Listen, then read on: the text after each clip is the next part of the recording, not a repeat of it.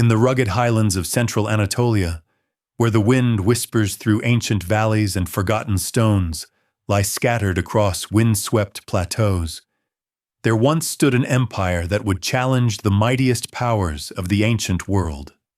This is the story of the Hittites, a civilization so influential that their very name echoes through the pages of the Bible, yet so mysterious that for centuries, scholars doubted they had ever existed at all. Picture this. While Egyptian pharaohs were building their magnificent pyramids and Mesopotamian kings were ruling from their ziggurat-crowned cities deep in the heart of what we now call Turkey, a remarkable people were quietly forging an empire that would become one of the ancient world's great superpowers. They would tame the wild horse, master the secrets of iron, and build fortifications so massive that their ruins still inspire awe today. They would march their armies across deserts and mountains, clash with pharaohs, and sign the world's first known peace treaty. But here's what makes their story truly captivating. The Hittites were the ultimate underdogs. They didn't have the fertile river valleys of Egypt or Mesopotamia. They didn't inherit centuries of established civilization. Instead, they carved their empire from the harsh Anatolian plateau through sheer determination, military innovation, and political genius. They were the masters of adaptation, absorbing the best ideas from their neighbors while developing revolutionary concepts of their own. Tonight, as you drift toward sleep, let me take you on a journey through time to witness the rise and fall of one of history's most fascinating civilizations. We'll walk through the streets of Hattusa, their magnificent capital, where massive stone walls enclosed a city larger than imperial Rome. We'll stand beside Hittite kings as they face down Egyptian pharaohs at the epic Battle of Kadesh. We'll explore their revolutionary legal system, their groundbreaking diplomacy, and their remarkable religious tolerance that allowed dozens of gods from conquered peoples to find homes in their pantheon. This isn't just another tale of ancient conquest and glory. This is the story of how a small group of Indo-European migrants transformed themselves into the rulers of an empire that stretched from the Aegean Sea to the Euphrates River. It's the story of kings who called themselves "my son," yet showed surprising humility in their dealings with subjects. It's the story of a civilization that pioneered iron metallurgy, revolutionized warfare with horse-drawn chariots, and created a legal system so advanced that it protected the rights of women and slaves in ways that wouldn't be seen again for millennia. The Hittite Empire lasted for nearly 5 centuries, from around 1650 to 1180 BCE, bridging the gap between the ancient world's earliest civilizations and the classical empires that would follow. During their golden age, they stood as equals to Egypt, Babylon, and Assyria in the great game of ancient Near Eastern politics. Their influence shaped the development of Greece. Their innovations in metallurgy launched the Iron Age, and their diplomatic practices established precedents that echo in international relations to this day. Yet for all their achievements, the Hittites vanished from history so completely that their very existence became a matter of scholarly debate. Their cities were abandoned, their language forgotten, their great kings reduced to mysterious names in biblical texts. It wasn't until the late 19th century that archaeologists began uncovering the remains of their civilization, and only in the 20th century that scholars finally deciphered their language and began to understand the true scope of their accomplishments. Tonight, we'll rediscover this lost world together. We'll trace the Hittites from their humble beginnings as one of many small Anatolian kingdoms to their emergence as a great power capable of challenging Egypt for control of the Levant. We'll witness their greatest triumphs and their most devastating defeats. We'll explore their daily life, their beliefs, their innovations, and ultimately, their mysterious collapse during the chaotic period that marked the end of the Bronze Age. The story begins not with grand palaces or mighty armies, but with something far more fundamental: the movement of peoples across the vast expanses of prehistoric Europe and Asia.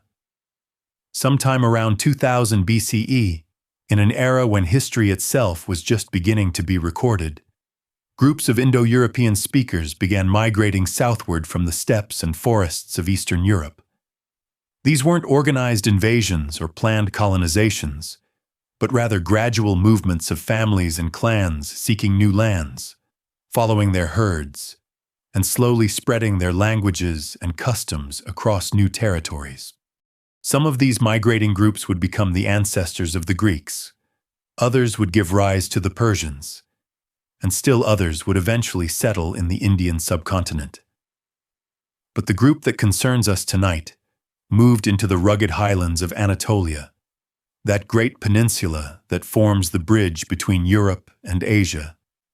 They found a land of stark beauty and harsh challenges: snow-capped mountains, fertile valleys, rich mineral deposits, but also bitter winters and a landscape that demanded strength and ingenuity to master. These early Indo-European settlers didn't arrive in an empty land. Anatolia was already home to sophisticated peoples who had been developing their own cultures for millennia. There were the Hattians, whose name would eventually give the Hittites their identity, and numerous other groups speaking languages that have left only faint traces in the archaeological record. Rather than simply conquering these established peoples, the newcomers did something far more interesting. They began to blend with them, creating a unique synthesis of Indo-European and native Anatolian traditions. This cultural fusion would become one of the Hittites' greatest strengths. They inherited the Indo-European traditions of horse domestication, wheeled vehicles, and a particular aptitude for military organization.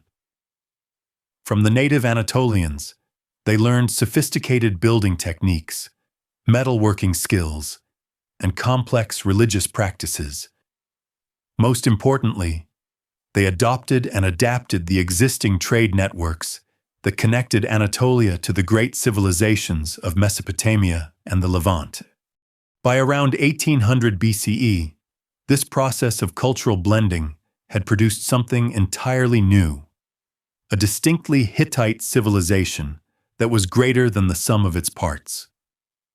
Archaeological evidence from this period shows us communities that were becoming increasingly organized and prosperous.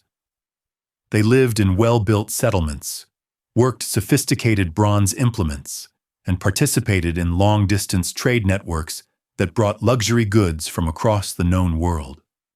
The key to understanding early Hittite development lies in geography. Anatolia wasn't just a bridge between continents. It was also a natural highway for trade. Merchants carrying goods between the rich cities of Mesopotamia and the emerging markets of Europe had to pass through Anatolian territories. The early Hittites positioned themselves along these trade routes, not merely as passive beneficiaries, but as active participants who provided security, services, and their own products to the caravans that crossed their lands. This commercial foundation gave the Hittites something that many ancient peoples lacked: a steady source of wealth that didn't depend entirely on agriculture or conquest. They could afford to maintain professional armies, build impressive fortifications, and support the specialists, scribes, metalworkers, diplomats, who would become essential to their later imperial success. More importantly, their position on the trade routes exposed them to ideas, technologies, and political concepts from across the ancient world. The Hittites were remarkably open to foreign influences, but they weren't mere imitators. They had a genius for taking the best ideas from other cultures and improving upon them. When they encountered the cuneiform writing system used throughout Mesopotamia, they adapted it to write their own Indo-European language. When they learned about the war chariots that were revolutionizing warfare across the ancient world, they developed new techniques for breeding horses and new tactics for using chariots in battle. When they studied the legal traditions of their neighbors, they created law codes that were more humane and sophisticated than anything that had come before. This pattern of adaptive innovation would characterize Hittite civilization throughout its history. They were never content to simply copy what others had done. They always sought to understand the underlying principles and find ways to do it better. This intellectual curiosity and practical creativity would eventually make them one of the most technologically advanced civilizations of their age. As the 18th century BCE progressed, the various Hittite communities began to coalesce around increasingly powerful leaders. Local chiefs became kings, small settlements grew into cities, and loose alliances hardened into more formal political structures. The stage was being set for the emergence of a unified Hittite kingdom that would eventually challenge the established powers of the ancient world. But that transformation didn't happen overnight, and it wasn't inevitable. The early Hittite kingdoms faced constant challenges from their neighbors, internal disputes over succession and territory, and the ever-present difficulties of governing diverse populations spread across difficult terrain. Success would require not just military strength, but also political genius, diplomatic skill, and the ability to create institutions that could hold a complex empire together across centuries of change and challenge. The foundations were being laid, but the great story of Hittite imperial power was still to come. In the valleys and highlands of central Anatolia, among people whose names are now lost to history, the seeds of empire were slowly taking root. Soon, those seeds would grow into something magnificent and terrible, a civilization that would reshape the ancient world and leave echoes that resonate even today. As we continue this journey through the centuries, we'll see how these early foundations supported the rise of kings whose names still inspire wonder. Hattusa, who would establish the first great Hittite capital. Mursili, who would sack Babylon itself. Suppiluliuma, who would make the Hittites the equals of Egypt. And Hattusa III, who would sign history's first peace treaty. But all of that glory, all of those achievements, began here in these early centuries when diverse peoples came together in the highlands of Anatolia and began building something new. The wind still blows across those ancient highlands, carrying whispers of the civilization that once ruled there. Tonight, as you drift toward sleep, let those whispers carry you back in time to witness the birth of an empire that would change the world forever. The first true Hittite king, whose name echoes through history, was Anita, a ruler whose ambitions stretched far beyond the modest city-state of Kusara, where he began his reign around 1700 BCE. Anita wasn't content to be just another local chieftain collecting tribute from passing merchants. He possessed something that would become characteristic of all great Hittite rulers: the vision to see beyond immediate circumstances and the determination to transform that vision into reality. Picture Anita standing on the walls of his fortress city, gazing out across the Anatolian plateau where dozens of rival kingdoms dotted the landscape like scattered jewels. Each had their own king, their own gods, their own armies. Most rulers of his time would have been satisfied to maintain their existing territories, perhaps raid a neighbor or two for cattle and slaves, and pass their modest domain to their sons. But Anita saw something different when he looked at that fragmented landscape. He saw the possibility of unity, the potential for something far greater than the sum of its parts. His first target was the city of Nesha, a prosperous settlement that controlled important trade routes to the southeast. The conquest of Nesha wasn't just a military victory. It was a statement of intent. Anita didn't simply loot the city and withdraw, as raiders might have done. Instead, he moved his capital there, transforming Nesha into the center of an expanding kingdom. This decision revealed the sophisticated political thinking that would characterize Hittite expansion for centuries to come. They understood that lasting power required more than temporary conquest. It demanded the creation of new institutions and the integration of conquered peoples into a larger political structure. From Nesha, Anita launched a series of campaigns that would establish the pattern for all future Hittite expansion. He moved systematically against his neighbors, but not indiscriminately.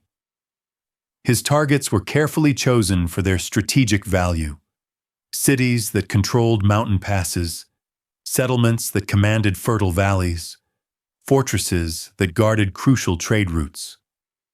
Each conquest strengthened his position for the next, creating a snowball effect that would become typical of Hittite military strategy. The siege of Hattusa, which would later become the greatest of all Hittite capitals, demonstrates Anita's understanding of both military and psychological warfare. Hattusa was strongly fortified and fiercely defended, but Anita didn't simply attempt to storm its walls. Instead, he implemented a careful strategy of encirclement and attrition, cutting off the city's supply lines and gradually tightening his grip until resistance became futile. When Hattusa finally fell, Anita made a decision that reveals the complex nature of early Hittite political thinking. Rather than making Hattusa another administrative center, Anita ordered its destruction and placed a curse upon anyone who might attempt to rebuild it. This wasn't mere vindictiveness. It was a calculated political gesture designed to send a message to other potential opponents. Some cities could be absorbed into his growing kingdom, but those that resisted too fiercely would face complete annihilation. The psychological impact of Hattusa's destruction rippled across Anatolia, making subsequent conquests easier as cities chose submission over the risk of total destruction. Yet Anita's reign also demonstrated the fragility of these early Hittite kingdoms. For all his military success and political innovation, his empire didn't survive his death intact. The problem that would plague Hittite rulers for centuries had already begun to manifest. The challenge of succession in a system where power was personal rather than institutional. When strong kings died, their realms often fragmented as rivals competed for control. Subordinate cities declared independence, and the careful alliances that held the kingdom together began to unravel. The decades following Anita's death were marked by chaos and fragmentation. The unified kingdom he had built dissolved into competing factions, each claiming legitimacy and fighting for control of the cities and territories he had conquered. This period of civil war and political breakdown might have spelled the end of Hittite imperial ambitions entirely. Other ancient peoples had risen to brief prominence only to disappear forever when their founding dynasties collapsed. But the Hittites possessed something that allowed them to survive these periodic breakdowns: institutional memory and cultural resilience. Even when their political structures collapsed, the idea of Hittite unity persisted. The trade networks continued to function. The military traditions were preserved by surviving commanders, and the administrative techniques developed during Anita's reign were remembered and refined by his successors. Most importantly, the Hittite territories had developed a sense of shared identity that transcended the boundaries of individual city-states. This resilience would be tested repeatedly throughout Hittite history, but it would also prove to be one of their greatest strengths. Unlike civilizations that were completely dependent on the survival of their ruling dynasties, the Hittites developed the ability to reinvent themselves after each crisis, often emerging stronger than before. The chaos following Anita's death was not the end of the Hittite story. It was merely the end of the beginning. From this period of fragmentation would emerge new leaders with even grander ambitions. They would learn from Anita's successes and failures, developing more sophisticated approaches to conquest, governance, and succession. They would build upon the foundations he had laid, while creating innovations of their own. Most importantly, they would establish the city that Anita had cursed and destroyed, transforming it into the greatest capital the ancient world had ever seen. The true genius of early Hittite civilization lay not in any single achievement, but in their ability to learn, adapt, and persevere through setbacks that might have destroyed other peoples. They understood that empire building was not a single dramatic gesture, but a long process of trial, error, and gradual improvement. Each generation of rulers built upon the achievements of their predecessors while addressing the weaknesses that had led to previous failures. This evolutionary approach to power would eventually produce a civilization of unprecedented sophistication and durability. The Hittites would learn to balance conquest with diplomacy, central authority with local autonomy, military strength with economic prosperity. They would develop legal systems that protected the rights of subjects, religious practices that accommodated diverse beliefs, and administrative structures that could function across vast distances and diverse populations. But all of these later achievements had their roots in the pioneering work of rulers like Anita, who first demonstrated that the scattered peoples of Anatolia could be united under a single crown. His legacy was not the specific kingdom he built, which crumbled after his death, but the proof that such unification was possible. He showed that the Hittites could compete with the established powers of the ancient world, that their harsh homeland could support a great civilization, and that their unique blend of Indo-European and Anatolian traditions could produce something genuinely new and powerful.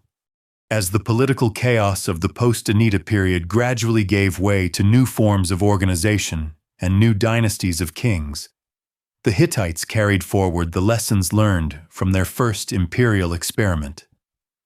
They had discovered both the potential and the pitfalls of power, both the possibilities and the limitations of their geographical and cultural situation. Armed with this knowledge, they would soon embark on the next phase of their remarkable journey toward empire. The stage was set for the emergence of kings who would make Anita's achievements seem modest by comparison.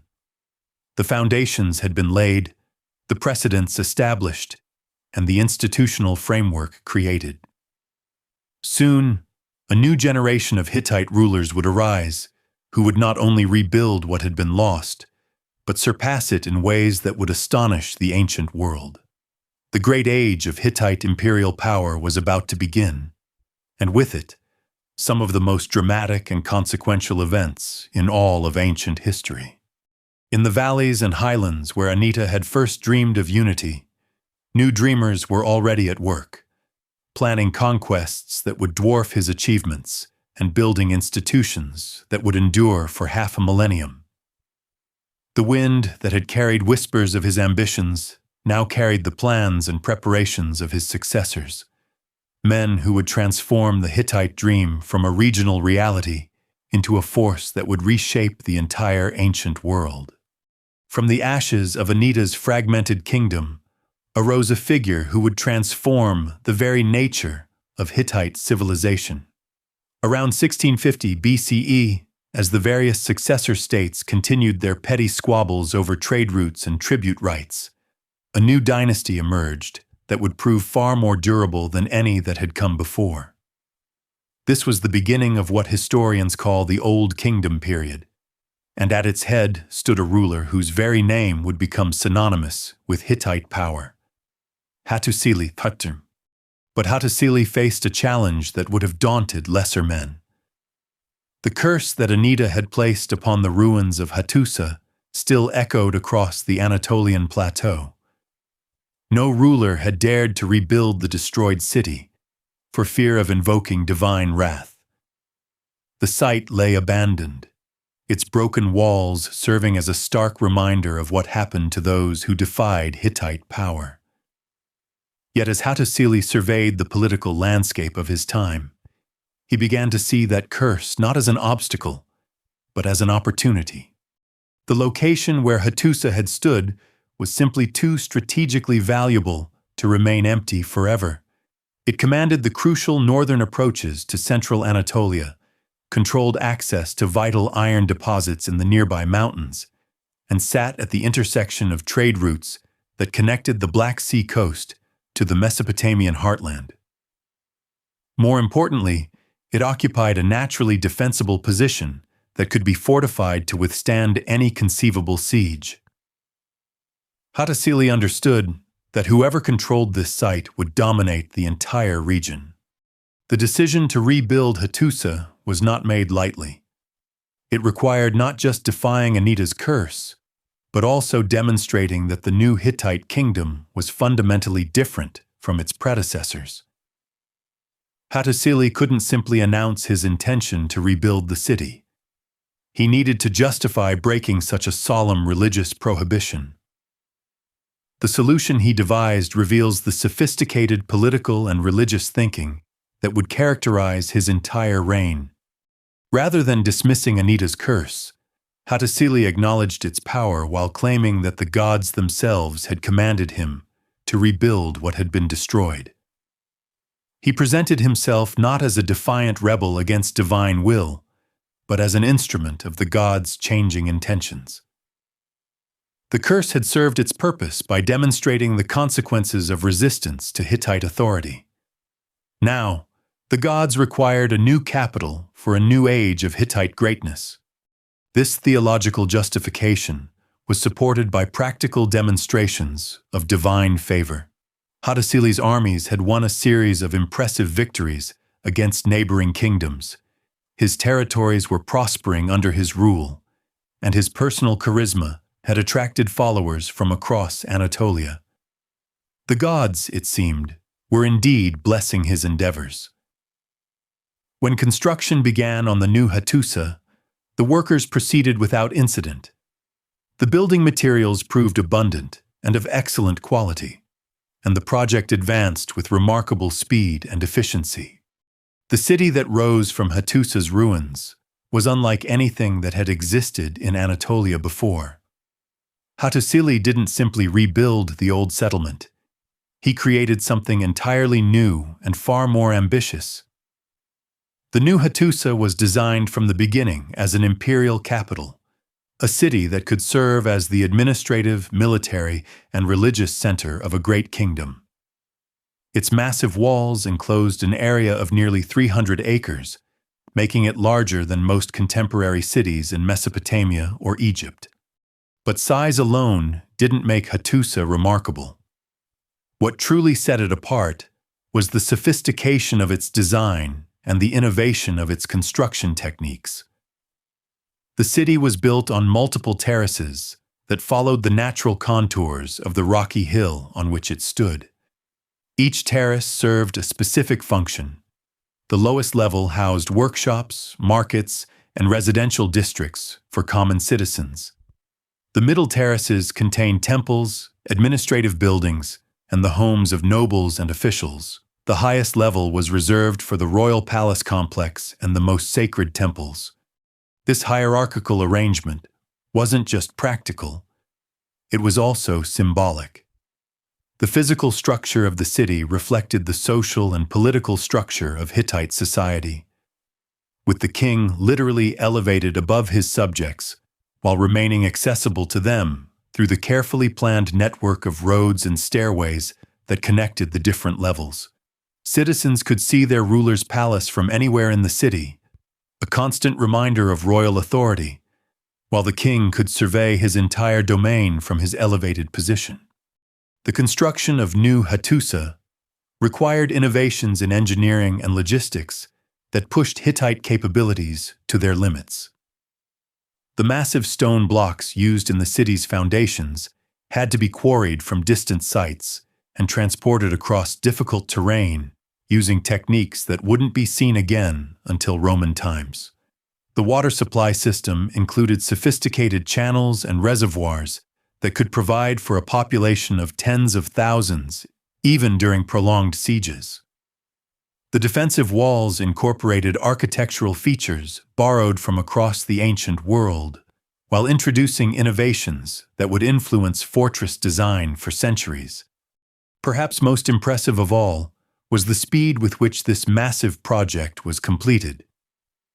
Within less than a decade, Hattusili had transformed an empty ruin into one of the ancient world's most impressive cities. This achievement required not just enormous resources and skilled craftsmen, but also the kind of administrative efficiency that would become a hallmark of Hittite governance. The project demonstrated that the new kingdom possessed organizational capabilities that far exceeded those of its predecessors. The completion of New Hattusa marked a turning point in Hittite history. The kingdom now possessed a capital worthy of its imperial ambitions, a secure administrative base from which to launch campaigns of expansion, and a powerful symbol of royal authority that could inspire loyalty among subjects and fear among enemies.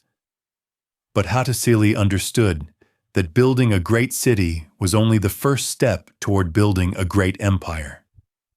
The real test would come when he attempted to translate his domestic achievements into international power. The opportunity for that translation came from an unexpected direction. Far to the southeast, in the fertile river valleys of Mesopotamia, the great city of Babylon was experiencing internal turmoil. The dynasty that had made Babylon the dominant power in the region was weakening, and various rival cities were beginning to challenge its authority. This political instability created opportunities for external intervention, and Hattusili began to consider whether the time might be right for the Hittites to announce their presence on the international stage in a truly dramatic fashion. The idea of a Hittite campaign against Babylon was audacious to the point of seeming impossible. Babylon was over 600 miles from Hattusa, separated by hostile territories, difficult terrain, and the armies of multiple kingdoms that would have to be fought or circumvented. No Anatolian power had ever attempted such a distant campaign, and success would require logistical capabilities that the Hittites had never demonstrated. Yet Hattusili began to believe that this very impossibility might be the key to its success. A successful attack on Babylon would accomplish several objectives simultaneously. It would demonstrate Hittite military capabilities to the established powers of the ancient world, announce their arrival as a major player in international politics, and potentially yield enormous quantities of plunder that could fund further expansion. Most importantly, it would establish the precedent that no city, however distant or powerful, was beyond the reach of Hittite arms. But Hattusili was too experienced a ruler to launch such a campaign on impulse. He spent years preparing, gathering intelligence about the route to Babylon, the political situation in Mesopotamia, and the military capabilities of the various kingdoms he would have to confront. He reformed his army, introducing new weapons and tactics learned from captured enemies and foreign advisors. He strengthened his alliances with neighboring kingdoms, ensuring that his own territories would remain secure during his absence. Most crucially, he began training his grandson Mursili to serve as his successor and campaign partner. Hattusili had learned from the fate of Anita's kingdom that personal charisma and military success meant nothing if they couldn't be transmitted to the next generation. The Babylon campaign would serve as Mursili's introduction to international warfare, his opportunity to prove himself worthy of the throne while gaining the experience he would need to rule effectively. As preparations for the great campaign neared completion, Hattusili faced the sobering reality that he might not survive to see its conclusion.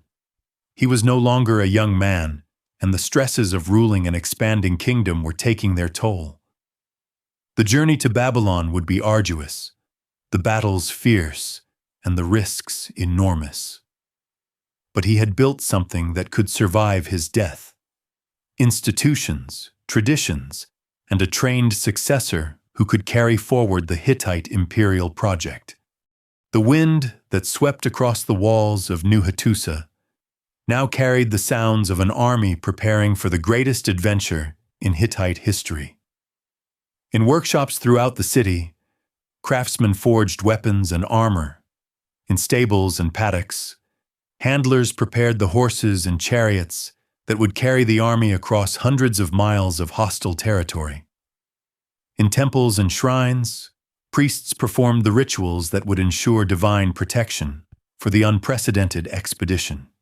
Soon, that army would march out through the great gates of Hattusa and disappear into the southeastern distances, carrying with them the hopes and fears of an entire civilization. They would face challenges that would test every aspect of Hittite military and political innovation. Some would never return, falling in battles whose names would be forgotten by history. But those who survived would return as veterans of the most audacious military campaign of their age, having witnessed the sack of one of the ancient world's greatest cities and established their people as a force that could no longer be ignored. The great age of Hittite imperial expansion was about to begin, and with it, a series of events that would reshape the political map of the ancient Near East forever. The Great March began at dawn on a spring day in 1595 BCE, when the gates of Hattusa swung open to release an army unlike any that had ever departed from Anatolian soil. Mursili I, now king following his grandfather's recent death, led a force of perhaps 20,000 men southeastward into the unknown. Behind them, the city's walls gleamed in the morning light, a testament to Hattusili's vision. Ahead lay 600 miles of hostile territory, enemy armies, and the glittering prize of Babylon itself. The logistical challenges of this campaign were staggering. No ancient army had ever attempted to maintain supply lines across such distances through so many different kingdoms and terrain types. Mursili's solution was characteristically Hittite in its blend of innovation and pragmatism. Rather than relying on vulnerable supply trains, he designed his campaign as a series of short, devastating strikes that would live off the land and the plunder of conquered cities. The army moved like a great serpent across the landscape, its bronze-tipped spears glinting in the sun, its horse-drawn chariots raising clouds of dust that could be seen for miles. At its head rode Mursili himself, young but already marked by the confidence that came from years of training under Hattusili's guidance. He understood that this campaign was about more than conquest. It was about announcing to the world that a new great power had emerged from the Anatolian highlands. The first test came at the kingdom of Alalak, a prosperous city-state that controlled crucial river crossings in northern Syria. The local king, confident in his stone walls and professional army, chose to resist rather than submit. It was a fatal miscalculation. The Hittites had learned much about siege warfare from their campaigns in Anatolia, and they brought innovations that Syrian defenders had never encountered. Hittite engineers had developed new techniques for undermining walls, using coordinated teams of sappers who could work under the protection of mobile shields, while archers provided covering fire. Their battering rams incorporated improvements that allowed them to focus tremendous force on specific weak points, rather than attempting to break down entire gate systems. Most importantly, they had mastered the psychological aspects of siege warfare, using displays of overwhelming force and calculated acts of terror to break enemy morale before the actual assault began. Alalak fell within days rather than the months that such sieges typically required. The speed of its collapse sent shockwaves throughout the region, as rulers who had been planning resistance began reconsidering their options. Word traveled faster than the Hittite army itself, carried by merchants and refugees who spread tales of the northern barbarians who fought with unprecedented ferocity and effectiveness. But Mursili understood that fear alone wouldn't be sufficient to maintain control over the territories he was conquering. The Hittites had learned from observing other empires that successful expansion required more than military victory. It demanded the creation of systems that could integrate conquered peoples into the imperial structure. As his army advanced, Mursili left behind not just garrisons, but administrators who began the complex work of transforming conquered cities into loyal provinces. These administrators were chosen for their ability to work with local populations rather than simply dominate them. They spoke multiple languages, understood regional customs, and possessed the diplomatic skills necessary to negotiate with local elites who might become either valuable allies or dangerous enemies. This approach reflected a fundamental Hittite insight. Empires built solely on fear were inherently unstable, while those that offered genuine benefits to their subjects could endure for centuries. The march continued through the summer months, as the Hittite army systematically reduced every obstacle in its path. Each victory refined their techniques and added to their reputation. Local rulers began sending envoys offering submission rather than waiting for siege. Trade routes that had operated independently for centuries suddenly found themselves under Hittite protection. The political map of the entire region was being redrawn with each mile the army advanced. By autumn, advance scouts brought word that would have seemed impossible just months earlier. Babylon lay just days ahead, its great walls visible from the surrounding hills. The city that had dominated Mesopotamian politics for centuries, the heir to Sumerian and Akkadian greatness, the jewel of the river valley civilizations, now faced an enemy that most of its citizens had never even heard of until recent weeks. The psychological impact of the Hittite arrival cannot be overstated. Babylon had faced many enemies over the centuries, but they had always been familiar opponents from neighboring regions, powers whose capabilities and limitations were well understood. The Hittites were something entirely different. Foreign warriors from distant mountains, fighting with unfamiliar tactics and displaying a confidence that seemed to border on madness. Mursili established his camp on the hills overlooking Babylon and sent envoys to demand the city's surrender. The terms he offered were surprisingly generous, reflecting Hittite understanding that destroying such a valuable prize would serve no useful purpose. Babylon could submit and retain its local government under Hittite oversight, its trade privileges, and its religious autonomy. The alternative was the fate that had befallen every city that had resisted the Hittite advance. The Babylonian king found himself in an impossible position. Surrendering without a fight would destroy his credibility and potentially trigger rebellions throughout his remaining territories. But the reports from his scouts made clear that resistance would likely prove futile. The Hittite army was larger, better equipped, and more experienced than his own forces. Worse, they had demonstrated their ability to take fortified cities with a speed that made long sieges impossible. The decision to resist may have been inevitable, driven as much by pride and political necessity as by any realistic assessment of military capabilities. Babylon's walls were among the strongest in the ancient world. Its armies were professional and well-trained, and its resources were vast. If any city could withstand a Hittite assault, surely it would be this one. The siege that followed became the stuff of legend, though the details that have survived are fragmentary and often contradictory. What seems clear is that the Hittites employed every technique they had learned during their march south, while developing new innovations specifically for this ultimate challenge. They built siege works of unprecedented scale, deployed artillery engines that could hurl massive stones over the city's walls, and coordinated multiple simultaneous attacks that prevented the defenders from concentrating their forces. But perhaps most importantly, they demonstrated the kind of relentless determination that had characterized Hittite expansion from its earliest days. When the first assault failed, they regrouped and tried again. When sections of wall proved too strong to breach, they found alternative approaches. When defenders managed to repel their attacks, they adapted their tactics and returned with new strategies.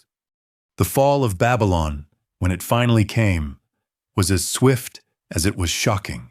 Archaeological evidence suggests that the city's defenses were breached not through prolonged bombardment, but through a combination of engineering skill and tactical innovation that allowed the Hittites to overcome obstacles that had protected the city for centuries. Within hours of the walls being breached, Hittite warriors were fighting in the city's streets, and by sunset, the greatest city in Mesopotamia had fallen to an army from the distant Anatolian highlands. The immediate aftermath of the victory revealed both the strengths and limitations of Hittite imperial strategy. Mursili's forces conducted themselves with remarkable discipline for a conquering army, avoiding the kind of wholesale destruction that typically followed such victories. They seized the royal treasury and the most valuable portable goods, but left the city's infrastructure largely intact. Religious sites were respected, civilian populations were protected, and efforts were made to maintain the basic services that kept such a large city functioning. But Mursili also understood that holding Babylon permanently was beyond his current capabilities. The city was simply too far from Hittite power bases, too large to garrison effectively, and too important to neighboring powers who would inevitably attempt to reclaim it.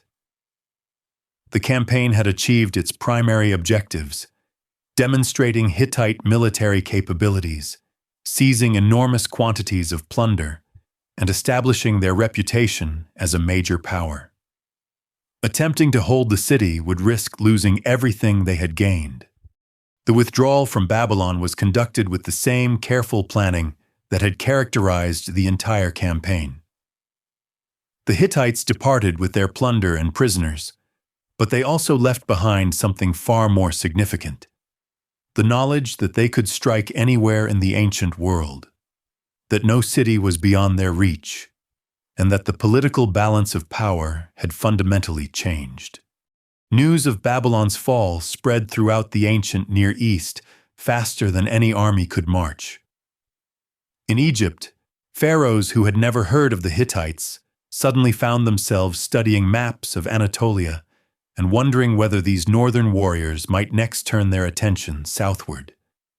In Assyria, kings who had been planning their own campaigns against Babylon found their calculations completely overturned. Throughout Syria and Palestine, local rulers began reassessing their alliances and preparing for a new age of international politics.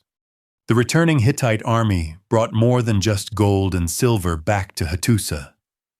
They carried with them prisoners who possessed valuable skills, craftsmen who understood techniques unknown in Anatolia, and scholars who brought libraries of cuneiform tablets containing centuries of accumulated knowledge. Most importantly, they brought the confidence that comes from achieving the impossible, the knowledge that their civilization could compete with any power in the ancient world. Mursili's triumph established patterns that would characterize Hittite imperial strategy for centuries to come. They had demonstrated their preference for swift, decisive campaigns over prolonged occupations. Their ability to integrate military innovation with diplomatic sophistication, and their understanding that true power came not from ruling every territory directly, but from maintaining the capability to intervene decisively when their interests were threatened. The young king returned to Hattusa as a hero whose achievements already surpassed those of his grandfather. But he also returned to challenges that would test his political skills as severely as the Babylon campaign had tested his military abilities. ruling an empire, as he was about to discover, required different talents than conquering one. The greatest tests of Hittite civilization still lay ahead, in the palace corridors and council chambers where the fate of dynasties was decided by whispered conversations rather than clashing bronze. The gates of Hattusa opened once again to welcome home an army that had changed the course of ancient history. But as the celebrations echoed through the city's streets and the spoils of Babylon filled the royal treasury, few could have imagined that within a few short years, that same palace would witness events that would shake the Hittite kingdom to its very foundations. The triumph of Babylon had established the Hittites as a great power, but it had also set in motion forces that would soon threaten everything they had built. In the years that followed Mursili's return, the Hittite court began to experience the kinds of internal tensions that had destroyed other ancient dynasties. Success bred ambition, and ambition bred conspiracy. The wind that had once carried news of victory across the Anatolian plateau would soon carry whispers of betrayal and revolution. The golden treasures of Babylon glittered in the torchlight of Hattusa's royal treasury, but their brilliance could not illuminate the shadows that were already gathering around Mursili's throne. The young king who had achieved the impossible now faced a challenge that no amount of military genius could overcome: the deadly politics of his own court. For in the ancient world, palace intrigue was often more dangerous than any foreign enemy, and the very success that had made Mursili a hero also made him a target. The conspiracy that would ultimately claim Mursili's life began not with grand political disagreements, but with something far more personal and petty: jealousy. While the king had been winning glory on distant battlefields, certain members of his court had been consolidating power at home. These were men who had served his grandfather Hattusa faithfully, who had helped build the new Hattusa and establish the foundations of Hittite greatness. But they were also men who felt that their contributions had been overshadowed by a young king's spectacular military achievements. Chief among these conspirators was Hattusa, Mursili's own brother-in-law, a man whose position as a member of the royal family gave him access to the king's private chambers and intimate councils. Hattusa was intelligent, ambitious, and possessed of that particular kind of charisma that made other discontented nobles rally to his cause. He understood that direct confrontation with Mursili would be futile. The young king was too popular with the army, too successful in his campaigns, too obviously favored by the gods. But he also understood that even the mightiest kings had moments of vulnerability. The plot that Hattusa devised was elegant in its simplicity and horrifying in its implications. Rather than attempting a public coup that might fail and certainly would divide the kingdom, he chose a more intimate form of betrayal.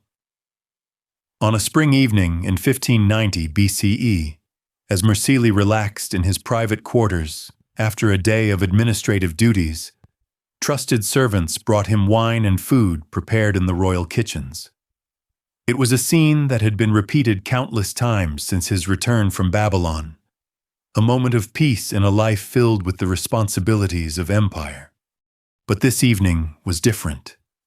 The wine had been carefully poisoned, the work of conspirators who had spent months planning their treachery.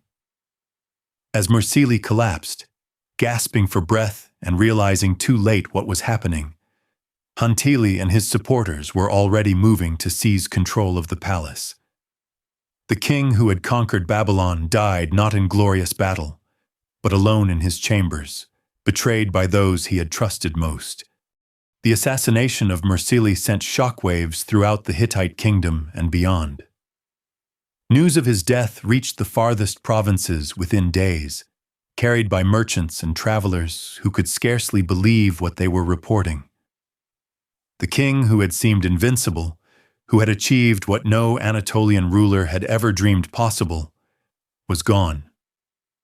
In his place stood Hattusa, claiming the throne by right of marriage to the royal family and promising to continue the policies that had made the Hittites great. But Hantili's reign began under the worst possible circumstances. He was a usurper, and everyone knew it.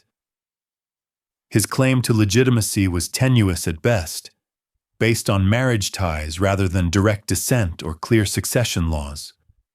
More importantly, he had gained power through treachery, and in the ancient world, rulers who came to power through betrayal were always suspected of being willing to betray others in turn. Foreign kingdoms that had been intimidated by Mursili's reputation began to test the resolve of his successor. Local governors in distant provinces started acting more independently, wondering whether a usurper's authority extended beyond the walls of Hattusa. The internal challenges were even more severe. Mursili's death had left the kingdom without clear succession laws or established procedures for transferring power. The assassination had been planned and executed by a small group of conspirators, but it had not been endorsed by the broader nobility or the army. Many powerful families found themselves in an impossible position. They could not openly oppose Hantili without risking their own destruction, but supporting him meant accepting that royal murder was a legitimate path to power. This political instability had immediate consequences for Hittite foreign policy. The aggressive expansion that had characterized Mursili's reign ground to a halt as Hantili focused on consolidating his domestic position. Territories that had been conquered with such effort began to slip away as local rulers realized that the new Hittite king was too preoccupied with internal threats to enforce his authority effectively. The psychological impact of Mursili's assassination proved almost as damaging as the practical political consequences. The gods, it seemed, had withdrawn their favor from the Hittite royal house. Natural disasters struck the kingdom with unusual frequency during Hantili's early years. Failed harvests, devastating storms, and outbreaks of disease that decimated both human and animal populations. In an age when divine approval was considered essential for royal legitimacy, these calamities were interpreted as clear signs that the assassination had offended the gods and brought down their wrath upon the entire kingdom. Religious authorities, who had initially remained neutral in the succession crisis, began to speak more openly about the need for atonement and purification. Temple rituals that had once celebrated royal victories now focused on appeasing angry deities and cleansing the spiritual pollution that regicide had brought upon the land. These religious concerns weren't merely symbolic. They had real political implications, as pious nobles began to question whether supporting an illegitimate king might endanger their own souls. Hantili's attempts to address these challenges revealed both his political intelligence and the fundamental weaknesses of his position. He understood that military success was essential for maintaining royal authority in Hittite culture, so he launched campaigns against neighboring kingdoms in hopes of duplicating Mursili's achievements. But these expeditions lacked the careful planning and innovative tactics that had made the Babylon campaign so successful. Worse, they were led by a king whose authority was questioned by his own commanders, making effective military coordination nearly impossible. The failure of these campaigns created a vicious cycle that threatened to destroy everything the Hittites had built. Military defeats undermined Hantili's credibility, which led to further political instability, which made future military success even less likely. Foreign enemies who had feared to challenge Mursili began launching their own attacks on Hittite territories, sensing weakness and opportunity. Trade routes that had been secured through Hittite military dominance became dangerous again, disrupting the commercial networks that provided much of the kingdom's wealth. Perhaps most dangerously, the assassination had established a precedent that other ambitious nobles were quick to notice. If Hantili could gain the throne through murder, why couldn't they?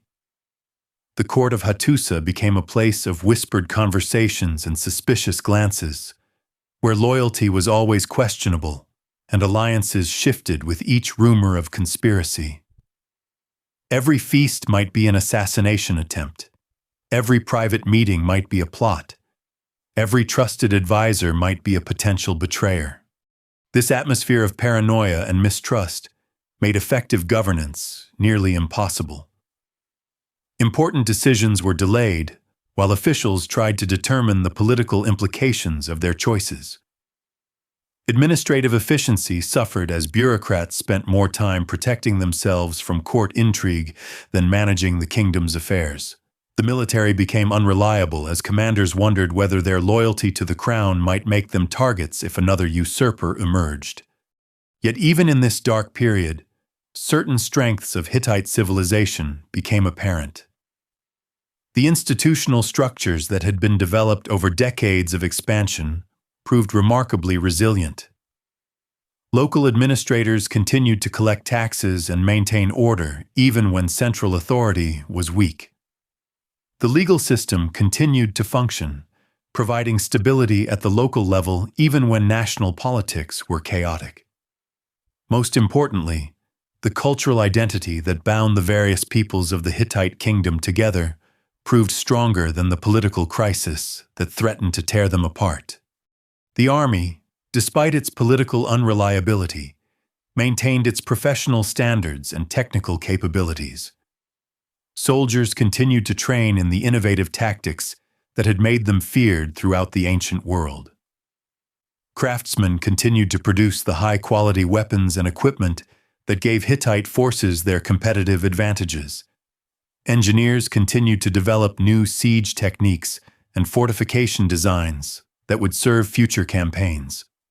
This institutional resilience would prove crucial when the next phase of the crisis began to unfold. For Hantili's troubles were far from over, and the kingdom would soon face challenges that would test every aspect of its political, military, and cultural foundations. The assassination of Mursili had opened a Pandora's box of political instability that would plague the Hittite kingdom for generations. But it had also revealed the underlying strength of the civilization that had been built in the Anatolian highlands, a strength that would ultimately allow it to survive even the darkest periods of its history. The storm clouds that had gathered over Hattusa would soon give way to new leadership and renewed expansion. But first, the Hittites would have to navigate through years of internal conflict, foreign invasion, and political chaos that would push their civilization to the very brink of collapse. The price of regicide, as they were about to discover, was measured not just in the life of a single king, but in decades of suffering for an entire people. As night fell over the great city that Hattusili had built and Mursili had made famous, the wind carried new sounds through its streets. Not the celebration of victory, but the whispered fears of a people who had learned that even the mightiest kingdoms could be brought low by the ambitions of those they trusted most. The golden age of early Hittite expansion was ending, and a much darker chapter in their history was about to begin. The wheel of royal succession continued to turn with deadly momentum. Hantili's reign, built upon the foundation of his predecessor's murder, would itself become a cautionary tale about the price of ambition unchecked by wisdom. For in the ancient world, those who lived by the sword of palace intrigue often found that same sword turned against them when they least expected it. In 1530 BCE, after ruling for 6 decades marked by declining prestige and increasing internal strife, Hantili faced the inevitable consequence of the precedent he had set. His own son-in-law, Zidanta, followed the exact playbook that had brought Hantili to power, arranging the old king's assassination and seizing the throne for himself. The bitter irony was lost on no one. The man who had gained power through betrayal was himself betrayed, and the cycle of violence that had begun with Mursili's murder continued with murderous precision. But Zidanta's triumph was even more short-lived than his predecessor's troubled reign. the new king discovered what Hantili had learned too late: that power gained through treachery was inherently unstable, constantly threatened by others willing to use the same methods. Within just a few years of his own usurpation, Zidanta found himself facing exactly the same conspiracies he had once orchestrated. His own son, Amuna, decided that waiting for natural succession was unnecessary when more direct methods were available. The assassination of Zidanta in 1525 BCE marked the nadir of Hittite royal authority. 3 kings in succession had gained power through murder, creating a political culture where violence was seen as a normal method of advancement. The great nobles of the kingdom watched these events with growing alarm, not because they disapproved of ambition, but because they recognized that this pattern threatened the very stability upon which their own power depended. King Amuna's reign began under even worse circumstances than those of his predecessors. The kingdom was now internationally regarded as weak and internally divided, an easy target for any aggressive neighbor. The psychological impact of Mursili's great victory at Babylon had been completely erased by the subsequent decades of internal chaos. Worse, the practical consequences of political instability were becoming impossible to ignore. The Hurrians, a people from the mountainous regions to the east, began launching increasingly bold raids into Hittite territory. These weren't the kind of large-scale invasions that required massive military responses, but rather a constant series of smaller attacks that steadily wore down Hittite defenses and confidence. Hurrian raiders would strike swiftly at isolated settlements, seize livestock and prisoners, and disappear back into their mountain strongholds before Hittite forces could respond effectively. Each successful raid encouraged others, creating a snowball effect that gradually eroded Hittite control over their eastern provinces. Local communities that had once looked to the king for protection began making their own arrangements with Hurrian chiefs, paying tribute in exchange for being left alone. These pragmatic accommodations further undermined royal authority while providing the Hurrians with the resources they needed to launch even more ambitious attacks. Meanwhile, to the south, the various city-states of Syria began reasserting their independence from Hittite influence. The rulers of Aleppo, Damascus, and other important centers had never forgotten the humiliation of submission to northern barbarians, and they saw the current Hittite weakness as an opportunity for revenge.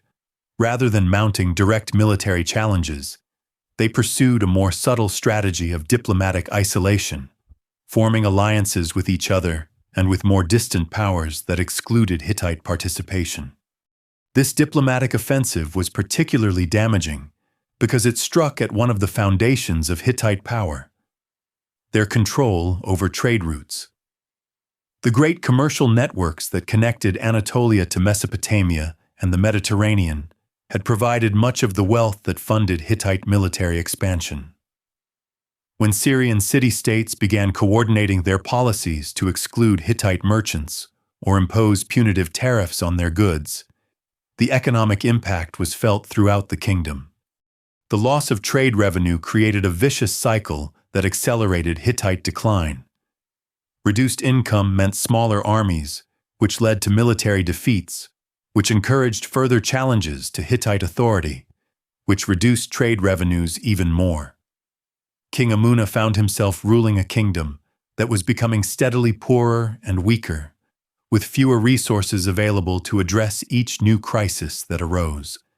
Perhaps most seriously, the constant political turmoil had undermined the loyalty of the kingdom's professional military class.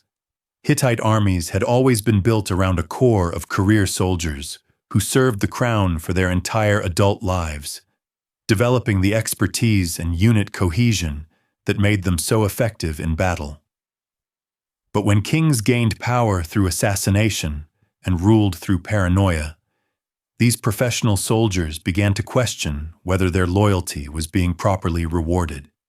Many of the kingdom's best military commanders had been purged during the succession crises, eliminated by suspicious rulers who saw competence as a potential threat. Others had simply abandoned royal service, seeking employment with foreign kingdoms that offered better prospects for advancement and more stable political environments. The brain drain of military talent left Hittite armies increasingly dependent on hastily trained conscripts and foreign mercenaries, whose loyalty was always questionable. The cultural impact of this prolonged crisis was perhaps even more significant than the immediate political and military consequences. The Hittite kingdom had been built on the idea that their rulers were chosen by the gods and blessed with divine favor. The spectacular success of leaders like Hattusa and Mursili had seemed to confirm this belief, creating a sense of national destiny that inspired extraordinary achievements. But the decades of assassinations, military defeats, and internal chaos had shattered that confidence. If the gods truly favored the Hittite royal line, why had they allowed it to descend into murderous chaos? If divine blessing explained earlier victories, what explained the current string of humiliating defeats? These theological questions had practical political implications, as subjects began to question whether the current dynasty deserved their continued loyalty and obedience. Religious authorities found themselves in an impossible position, torn between their traditional role as supporters of royal authority and their genuine belief that the gods were displeased with the current state of affairs. Temple rituals increasingly focused on purification and atonement rather than celebration and thanksgiving. Priests spoke openly about the need for spiritual renewal and moral reform, thinly veiled criticisms of the political situation that further undermined royal legitimacy. The economic disruption caused by political instability had cascading effects throughout Hittite society. Merchants who had grown wealthy during the expansion period found their businesses failing as trade routes became dangerous and foreign markets closed to Hittite goods. Craftsmen who had specialized in luxury items for the royal court discovered that impoverished kings could no longer afford their services. Farmers in border regions abandoned their fields rather than risk capture during the increasingly frequent raids. These economic pressures created social tensions that threatened to tear apart the carefully constructed hierarchy that had held Hittite society together.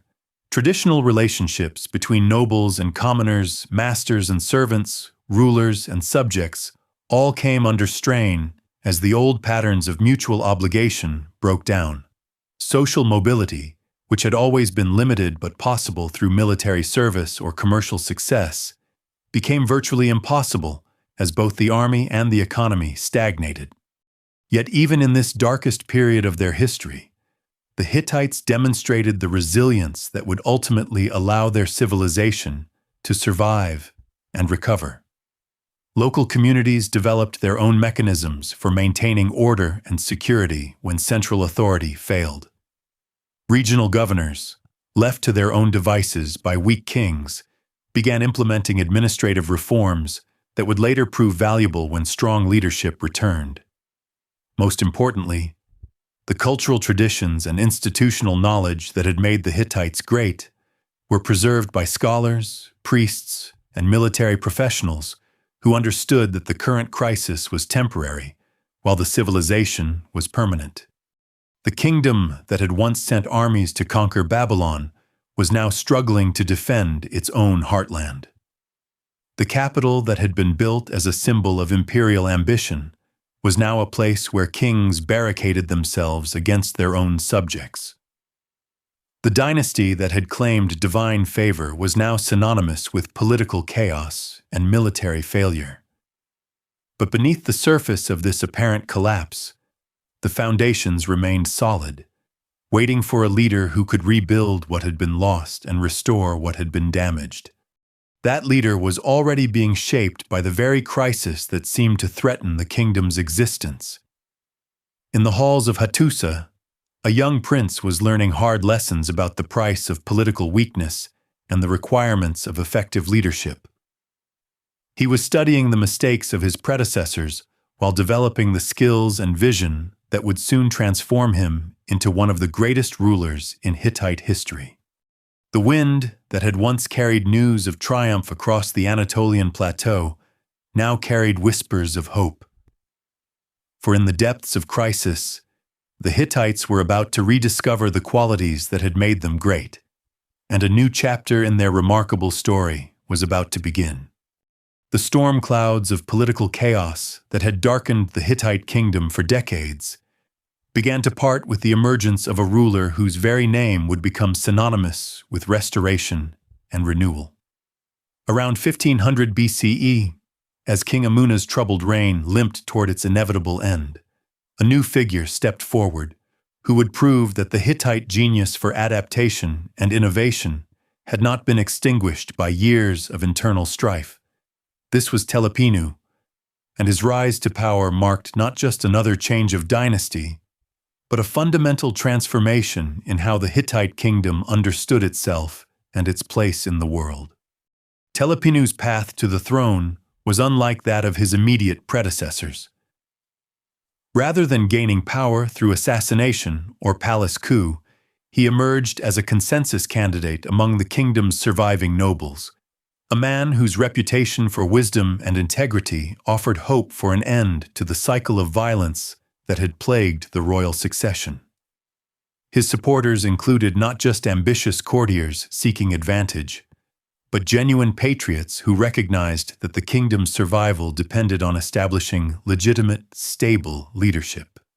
The new king's first challenge was addressing the legal and constitutional chaos that had made royal succession a matter of bloodshed rather than law. Telepinu understood that no kingdom could prosper when its ruling class lived in constant fear of assassination, when loyalty was punished with death, and when the highest office in the land could be claimed by anyone willing to commit murder. His solution was characteristically Hittite in its blend of practical wisdom and innovative thinking. The Telepinu Edict, issued early in his reign, stands as one of the ancient world's most remarkable legal documents. This comprehensive law code didn't simply prohibit royal assassination. It established detailed procedures for legitimate succession, created institutional safeguards against usurpation, and most importantly, offered amnesty to those who had participated in previous conspiracies in exchange for their future loyalty to the legitimate order.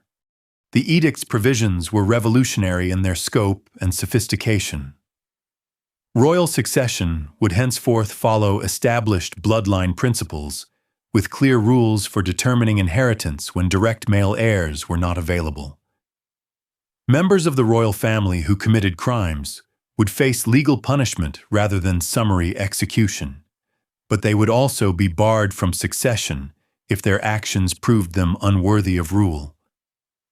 Most importantly, the edict established the principle that the king himself was subject to law, that royal power had limits, and that even monarchs could be held accountable for their actions. These legal innovations addressed not just the immediate crisis of succession violence, but the deeper problem of arbitrary rule that had undermined public confidence in royal authority. By voluntarily limiting his own power and establishing transparent procedures for governance, Telepinu demonstrated the kind of political wisdom that had characterized the greatest Hittite rulers. He understood that true strength came not from the absence of constraints, but from the intelligent application of self-imposed discipline. The impact of these reforms extended far beyond the royal court. Throughout the kingdom, nobles and officials who had lived in fear of sudden political changes began to plan for the future with renewed confidence. Trade relationships that had been disrupted by political instability gradually resumed as foreign merchants recognized that the Hittite kingdom was once again becoming a reliable partner. Most importantly, the kingdom's military leadership began the slow process of rebuilding the professional competence that had been eroded by decades of purges and political interference. Telepinu's domestic reforms were matched by equally innovative approaches to foreign policy. Rather than attempting to immediately restore Hittite dominance through military conquest, he pursued a strategy of gradual re-engagement that acknowledged the kingdom's current limitations while preparing for future expansion. This involved a complex mix of diplomacy, selective military action, and strategic patience that demonstrated how much the Hittites had learned from their recent setbacks. The Hurrian raiders who had terrorized the kingdom's eastern provinces discovered that the new king's apparent restraint masked careful preparation and strategic thinking. Rather than launching hasty punitive expeditions that might fail and further damage Hittite prestige, Telepinu spent months gathering intelligence about Hurrian tribal structures, identifying their leaders, and understanding their motivations. When he finally did respond militarily, his campaigns were precise, limited, and devastatingly effective. The key to Telepinu's success against the Hurrians lay in his understanding that these raids were symptoms of deeper political and economic problems rather than simple criminal activity. Many Hurrian communities had turned to raiding because their traditional livelihoods had been disrupted by the political chaos in the region. Rather than simply punishing them, Telepinu offered alternative arrangements that addressed their legitimate needs while protecting Hittite interests. These negotiations resulted in a series of agreements that transformed former enemies into allies and trading partners. Hurrian warriors who had once raided Hittite settlements were recruited into the royal army, bringing valuable military skills and local knowledge. Hurrian merchants were granted access to Hittite trade networks in exchange for intelligence about conditions in the eastern mountains. Most importantly, Hurrian chieftains were incorporated into the Hittite administrative system as regional governors, giving them legitimate authority and financial incentives to maintain peace. This approach to conflict resolution reflected a sophisticated understanding of imperial governance that would become a hallmark of Hittite policy for centuries to come. Rather than ruling through fear and oppression, the Hittites developed techniques for transforming enemies into partners, for converting the energy of resistance into the momentum of cooperation. This required not just military strength, but also cultural sensitivity, diplomatic skill, and the kind of long-term thinking that looked beyond immediate victories to lasting solutions. The success of Telepinu's Eastern policies encouraged him to apply similar approaches to the more complex challenges posed by the Syrian city-states. These urban centers had used the period of Hittite weakness to reassert their independence and form new alliances that excluded Hittite participation. Unlike the Hurrian raiders, however, the Syrian cities possessed sophisticated governments, professional armies, and established diplomatic relationships that made them far more formidable opponents. Telepinu's response to this challenge revealed the full extent of his strategic genius. Rather than attempting to reconquer all the Syrian territories that had been lost during the succession crises, he focused on a few key objectives that would demonstrate Hittite capabilities while avoiding overextension.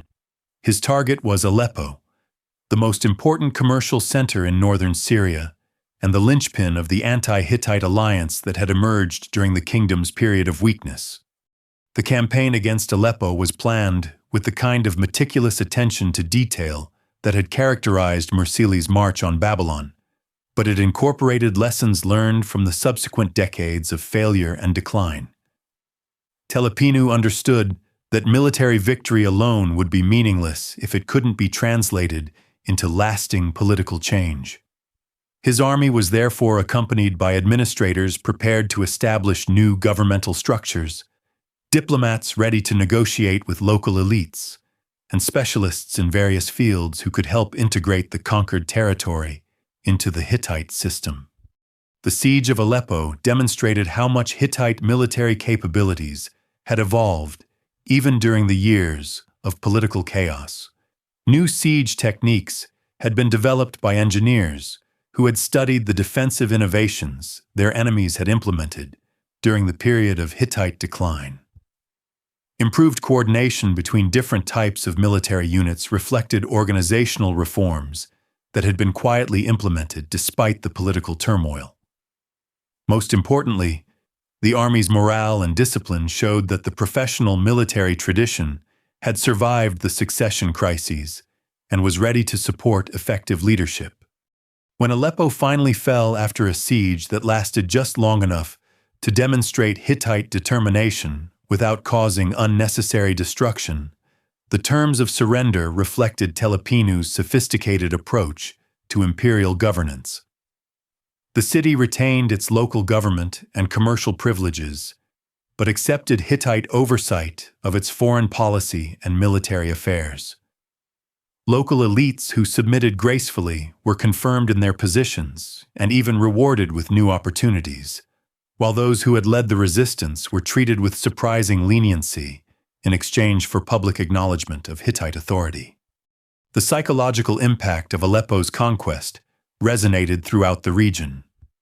Other Syrian cities that had been preparing to resist Hittite resurgence suddenly found themselves reconsidering their options. The speed and efficiency of Telepinu's victory, combined with his generous treatment of the conquered population, suggested that accommodation might be preferable to continued resistance. Within months, diplomatic missions were arriving in Hattusa from cities that wanted to negotiate new relationships with the resurgent Hittite kingdom. These diplomatic overtures provided Telepinu with opportunities to demonstrate another aspect of his political genius.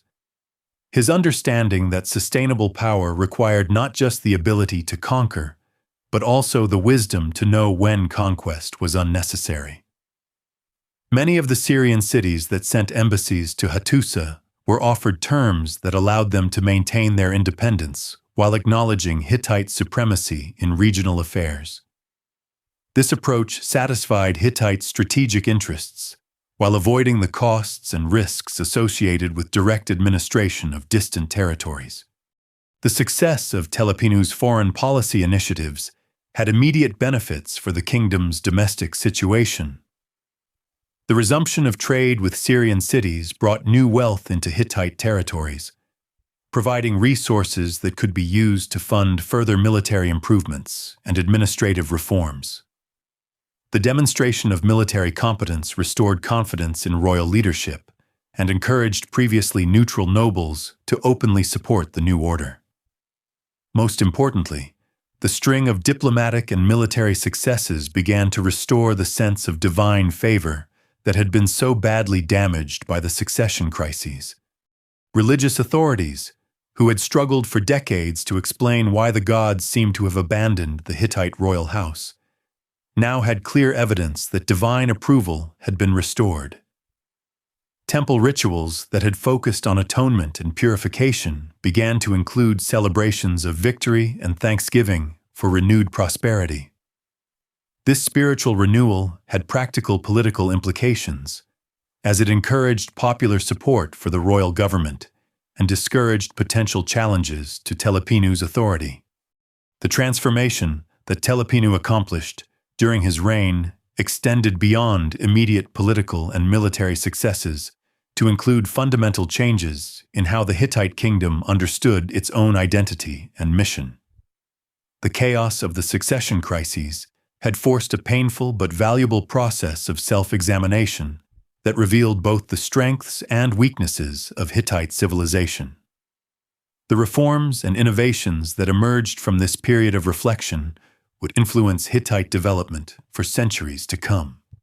Perhaps most importantly, Telepinu's reign established the principle that effective leadership required more than personal charisma or military prowess. The greatest kings were those who could create institutions that would outlast their own lives, who could establish systems that would function effectively under their successors, and who could balance immediate needs with long-term strategic objectives. This institutional approach to governance would become one of the defining characteristics of Hittite political culture. The legal code that bore Telepinu's name continued to influence Hittite law for centuries after his death, providing a framework for resolving disputes and managing succession crises that prevented the kind of chaos that had nearly destroyed the kingdom. The administrative reforms he implemented created governmental structures that could function effectively even when individual officials were incompetent or corrupt. The diplomatic practices he established set precedents for international relations that enhanced Hittite prestige throughout the ancient world. As Telepinu's reign drew toward its peaceful conclusion, the kingdom he left behind bore little resemblance to the chaotic, declining state he had inherited. The Hittite territories were once again secure, prosperous, and respected by their neighbors. The royal succession was governed by clear legal principles that made violent usurpation both unnecessary and extremely difficult. The military had been rebuilt and modernized, the economy had recovered and diversified, and the cultural confidence that had been shattered by decades of failure had been restored and strengthened. But perhaps Telepinu's greatest achievement was proving that the Hittite capacity for innovation and adaptation had not been destroyed by the succession crises. The kingdom that emerged from his reign was not simply a restoration of what had existed before, but something genuinely new and improved. The lessons learned from failure had been incorporated into institutional structures that made future success more likely. The mistakes of previous generations had been transformed into wisdom that would guide future leaders.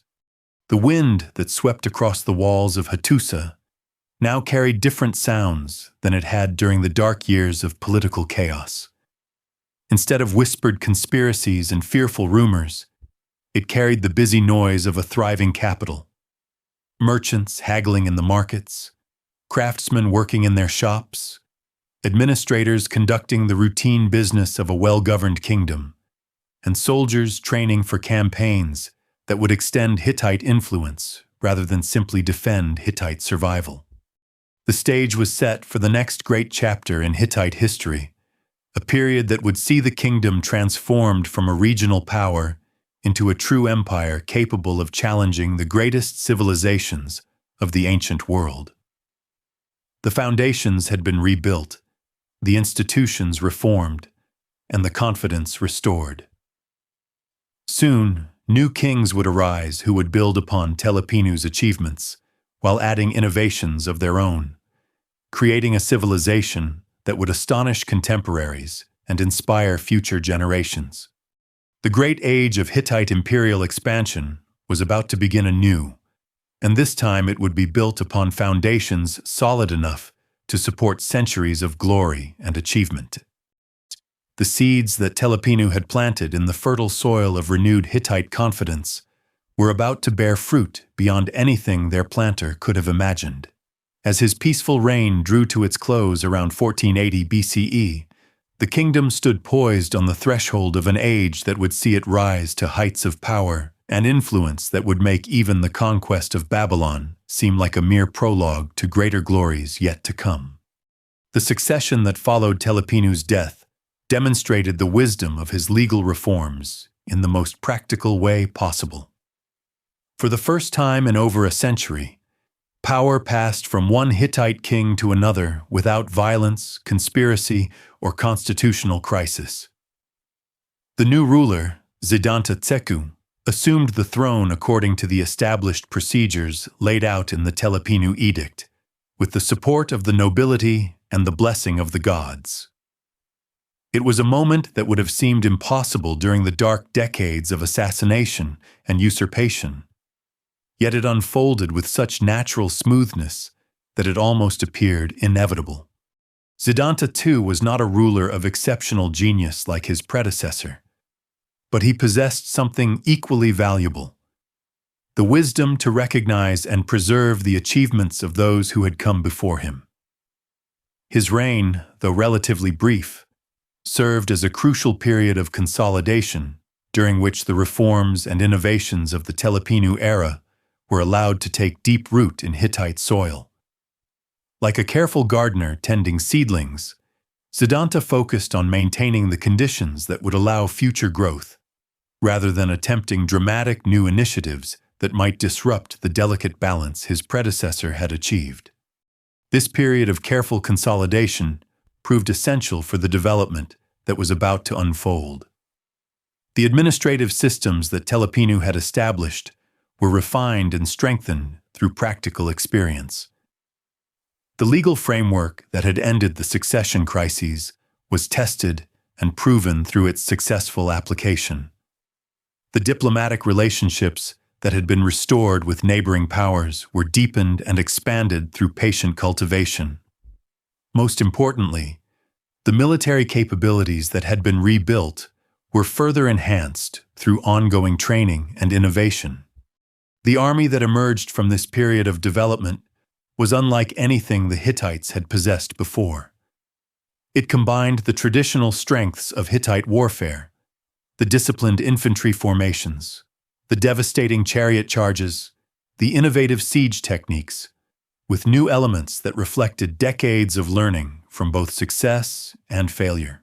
Foreign military advisors brought expertise from across the known world, while Hittite engineers developed weapons and tactics that incorporated the best ideas from multiple traditions. Perhaps most significantly, the Hittite military began to develop the kind of institutional continuity that had previously been lacking. Professional officers were trained in specialized schools rather than learning their skills purely through battlefield experience. Standard operating procedures were established and recorded, ensuring that tactical innovations would not be lost when individual commanders died or retired. Supply systems were systematized to support longer campaigns in more distant territories. These developments might have seemed mundane compared to the dramatic victories of earlier eras, but they laid the foundation for conquests that would dwarf anything the Hittites had previously achieved. The economic prosperity that had been restored during Telepinu's reign continued to grow under his successors, creating the financial resources that would prove essential for the imperial expansion to come. Trade networks that had been disrupted during the succession crises were not merely restored, but significantly expanded, connecting Hittite merchants to markets that had never before been accessible. The kingdom's strategic position on the trade routes between Europe and Asia became more valuable than ever as commercial activity increased throughout the ancient world. This growing wealth was not simply accumulated in royal treasuries, though the kings certainly benefited from increased tax revenues. Instead, it was invested in the kind of infrastructure projects that would support long-term growth and expansion. Roads were built or improved to facilitate both military movement and commercial transport. Fortifications were strengthened or expanded to protect growing populations and increasing wealth. Irrigation systems were developed to support agricultural expansion into previously marginal lands. These investments created a positive cycle of growth that made the kingdom steadily stronger and more prosperous. The cultural renaissance that accompanied this period of political stability and economic growth was equally important for the Hittites' future development. Scribes who had previously focused on recording basic administrative transactions began to create more sophisticated literary works that celebrated Hittite achievements while preserving their historical memory. Artists and craftsmen, supported by wealthy patrons and royal commissions, developed distinctive styles that blended traditional Anatolian themes with influences from across the known world. Religious thinkers began to develop more complex theological systems that could accommodate the diverse beliefs of the kingdom's expanding population. This cultural flowering was not merely decorative. It served important political and social functions that would prove crucial during the imperial expansion to come. The literary works that celebrated Hittite heroes and achievements helped to create a shared sense of identity that transcended regional and ethnic differences. The artistic traditions that emerged during this period provided visual symbols of Hittite culture that could be recognized and respected throughout their territories. The religious developments that occurred during this time created flexible frameworks for incorporating conquered peoples into the Hittite cultural system without requiring them to abandon their ancestral beliefs entirely. As the 15th century BCE progressed, these various developments began to converge in ways that created unprecedented opportunities for Hittite expansion. The kingdom possessed military capabilities that could challenge any contemporary power, economic resources that could support extended campaigns, administrative systems that could govern distant territories, and cultural traditions that could integrate diverse populations. All that was needed was a leader with the vision and determination to translate these capabilities into imperial reality. That leader emerged in the person of Tudhaliya I, who assumed the throne around 1430 BCE at a moment when all the conditions for dramatic expansion had aligned. Unlike many of his predecessors, Tudhaliya possessed not just personal charisma and military skill, but also the kind of strategic intelligence that could envision conquests on a scale that would transform the Hittites from a regional power into a true empire. More importantly, he had the institutional support and material resources necessary to transform his vision into reality. The early years of Tudhaliya's reign were marked by careful preparation rather than immediate military action. Like a master craftsman who spends more time sharpening his tools than using them, the new king focused on perfecting the instruments of conquest before launching the campaigns that would employ them. His armies were reorganized according to new tactical doctrines that had been developed through years of study and experimentation. His administrative systems were streamlined to support operations across greater distances and more diverse territories. His diplomatic corps was expanded and trained to handle the complex negotiations that would be required to manage an empire spanning multiple cultures and regions. This period of preparation also included extensive intelligence gathering about potential targets for expansion. Hittite merchants, diplomats, and military observers traveled throughout the ancient world, collecting information about the strengths and weaknesses of various kingdoms, the political situations in different regions, and the opportunities that might be available for Hittite intervention. This systematic approach to strategic planning represented a significant evolution from the more opportunistic expansions of earlier eras. The information gathered during this reconnaissance phase revealed that the ancient world was entering a period of unprecedented instability and opportunity. The great powers that had dominated international relations for centuries were experiencing various forms of internal weakness or external pressure that might make them vulnerable to challenge. Egypt, the most powerful kingdom in the world, was dealing with succession disputes and religious controversies that had weakened pharaonic authority. Mesopotamia was fragmented among competing city-states that spent more energy fighting each other than defending against external threats. The various kingdoms of Syria and Palestine were caught between these larger powers, shifting their allegiances as circumstances required and creating opportunities for intervention by a third party with sufficient strength and determination. Tudhaliya recognized that this period of international instability created a window of opportunity that might not remain open indefinitely. The various weaknesses and conflicts that made expansion possible could be resolved through internal reforms or external alliances that would restore the strength of potential opponents. If the Hittites were going to achieve their imperial ambitions, they would need to act decisively while conditions remained favorable. The strategic vision that guided Tudhaliya's planning was remarkably sophisticated for its time. Rather than simply seeking to conquer territory for its own sake, he understood that sustainable empire required the creation of systems that could integrate conquered peoples into a larger political and economic structure.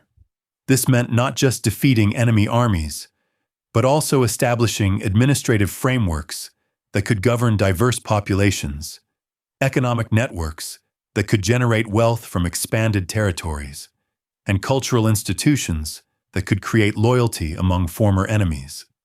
The military campaigns that would soon begin were therefore designed not just as conquests, but as the opening moves in a comprehensive transformation of the ancient world's political geography.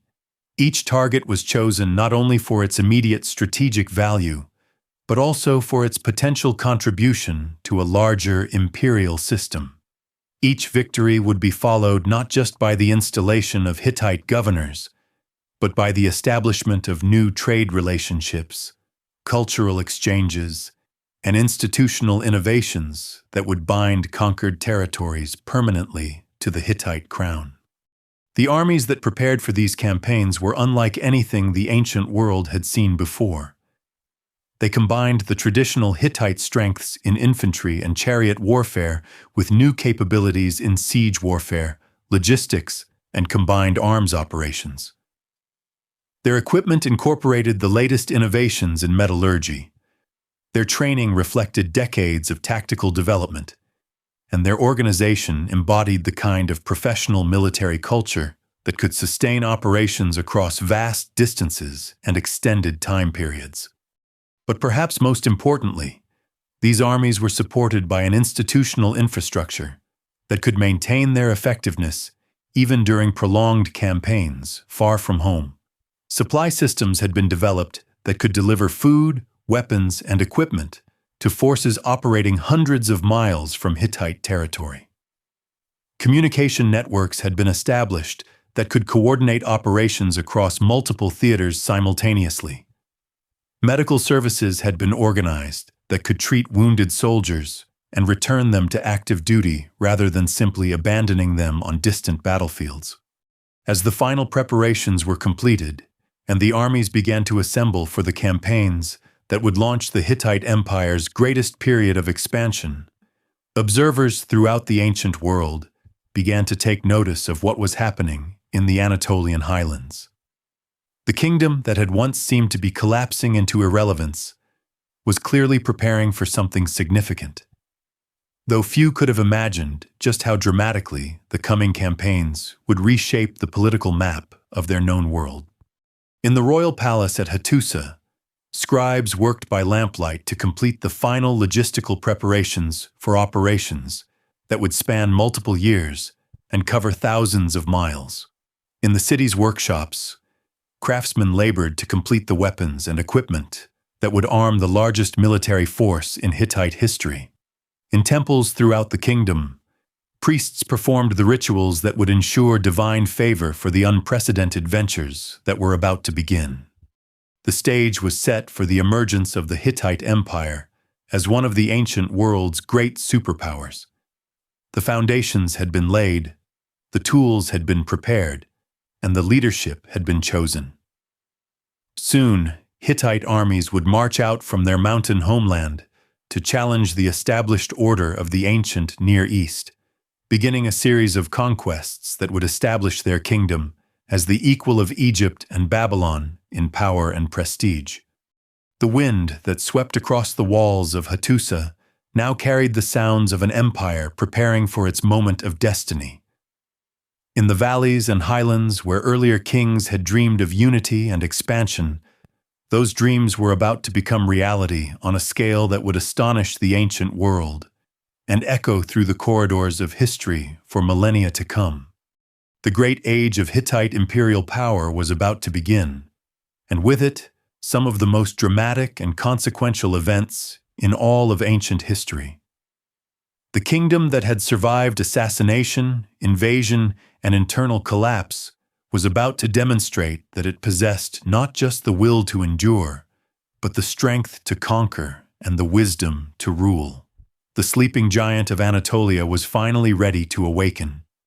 The great campaigns that would establish the Hittite Empire as a dominant force in the ancient world began not with the thunder of war chariots or the clash of bronze weapons, but with something far more subtle and sophisticated.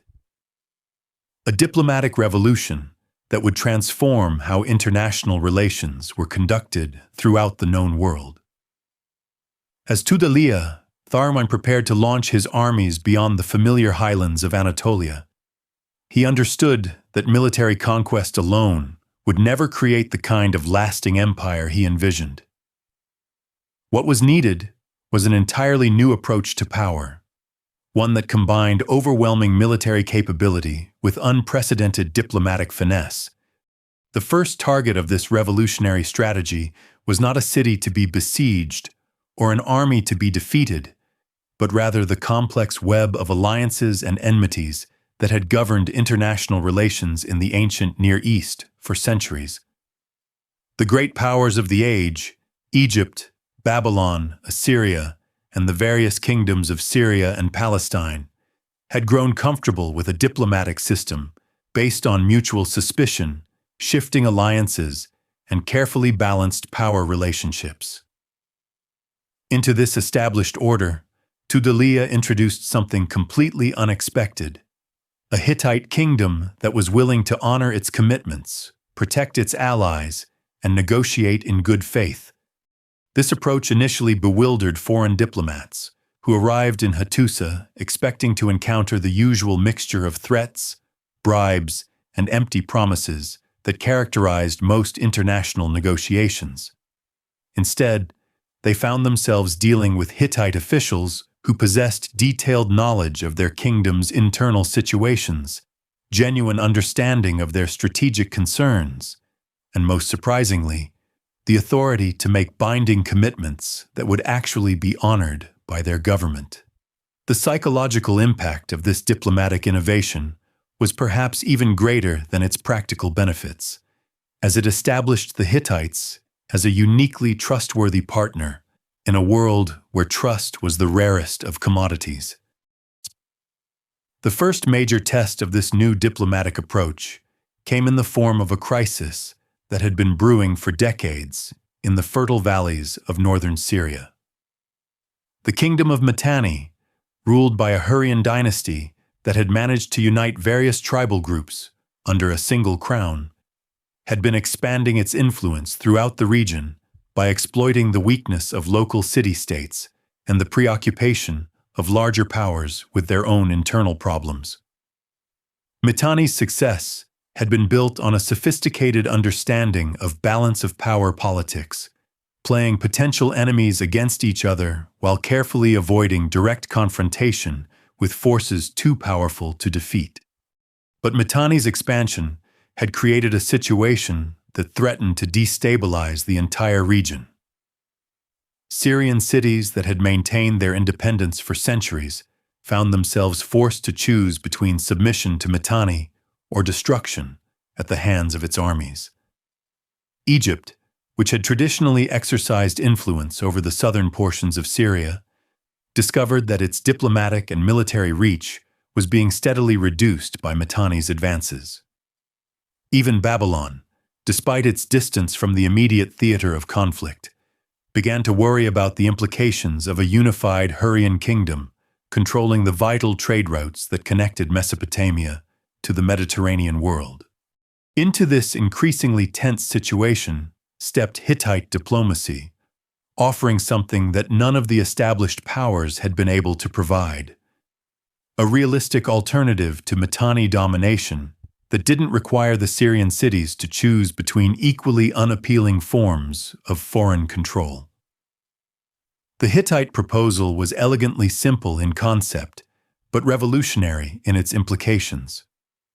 Rather than demanding submission or offering temporary protection in exchange for tribute, the Hittites suggested the creation of a new kind of international system based on mutual benefit and shared security concerns. The details of this proposal revealed the sophisticated political thinking that had developed during the decades of Hittite institutional reform. Syrian cities that aligned themselves with the Hittite kingdom would retain their internal autonomy and traditional governmental structures. Their foreign policy would be coordinated with Hittite interests, but this coordination would be based on consultation and agreement rather than simple dictation from Hattusa. Most importantly, the Hittites would guarantee the security and prosperity of their allies through military protection, favorable trade arrangements, and diplomatic support in their dealings with other powers. This offer was attractive precisely because it addressed the fundamental weakness that had made the Syrian cities vulnerable to Mitanni expansion in the first place: their inability to coordinate their policies effectively in the face of external threats.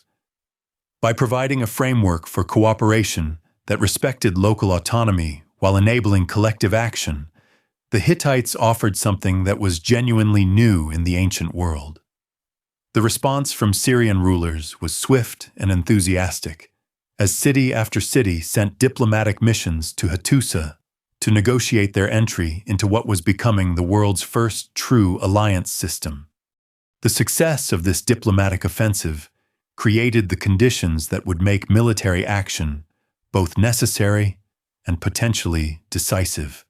Mitanni's rulers, watching their carefully constructed sphere of influence dissolve as former vassals and potential targets aligned themselves with the Hittites, faced a strategic nightmare. They could either accept the loss of their regional dominance or attempt to reverse it through military action against the Hittite kingdom itself. The choice they made would determine not just their own fate, but the future balance of power throughout the ancient Near East. King Shaushtatar of Mitanni was an experienced ruler who had built his kingdom's power through a combination of military skill and diplomatic cunning. He understood that allowing the Hittite alliance system to consolidate would mean the permanent end of Mitanni's regional hegemony. But he also recognized that direct military confrontation with the Hittites would be extraordinarily risky, given their growing reputation for military innovation and their strategic position in the Anatolian highlands. His solution was to attempt a preemptive strike that would destroy Hittite power before it could be fully deployed against him. The Mitanni attack on Hittite territory in 1420 BCE was planned as a swift, devastating blow that would cripple Hittite military capabilities while demonstrating to potential allies that the northern kingdom was not as powerful as its diplomatic successes suggested. Shaushtatar assembled the largest army in Mitanni history, drawing troops not just from his own kingdom, but from allied Hurrian tribes and Syrian cities that remained loyal to his cause. This force, numbering perhaps 30,000 warriors, represented the military elite of the Hurrian world and included some of the finest chariot crews and infantry formations in the ancient Near East. The invasion route chosen by the Mitanni forces revealed both the strengths and limitations of their strategic thinking. Rather than attempting to attack the Hittite heartland directly, which would have required crossing difficult mountain terrain defended by prepared positions, Shaushtatar chose to strike at the kingdom's recently acquired territories in southeastern Anatolia. These regions were less heavily fortified than the central highlands. Their populations were not yet fully integrated into the Hittite system, and their loss would demonstrate Hittite vulnerability while potentially triggering a broader rebellion against Tudhaliya's rule.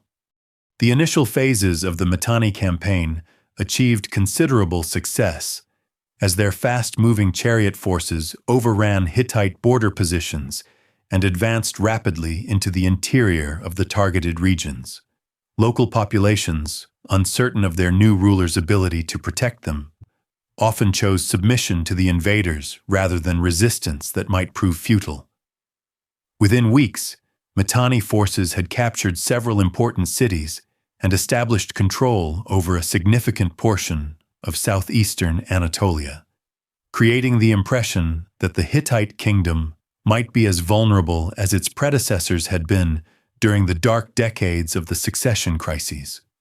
But Shaushtatar had made a crucial miscalculation in his assessment of Hittite capabilities and intentions.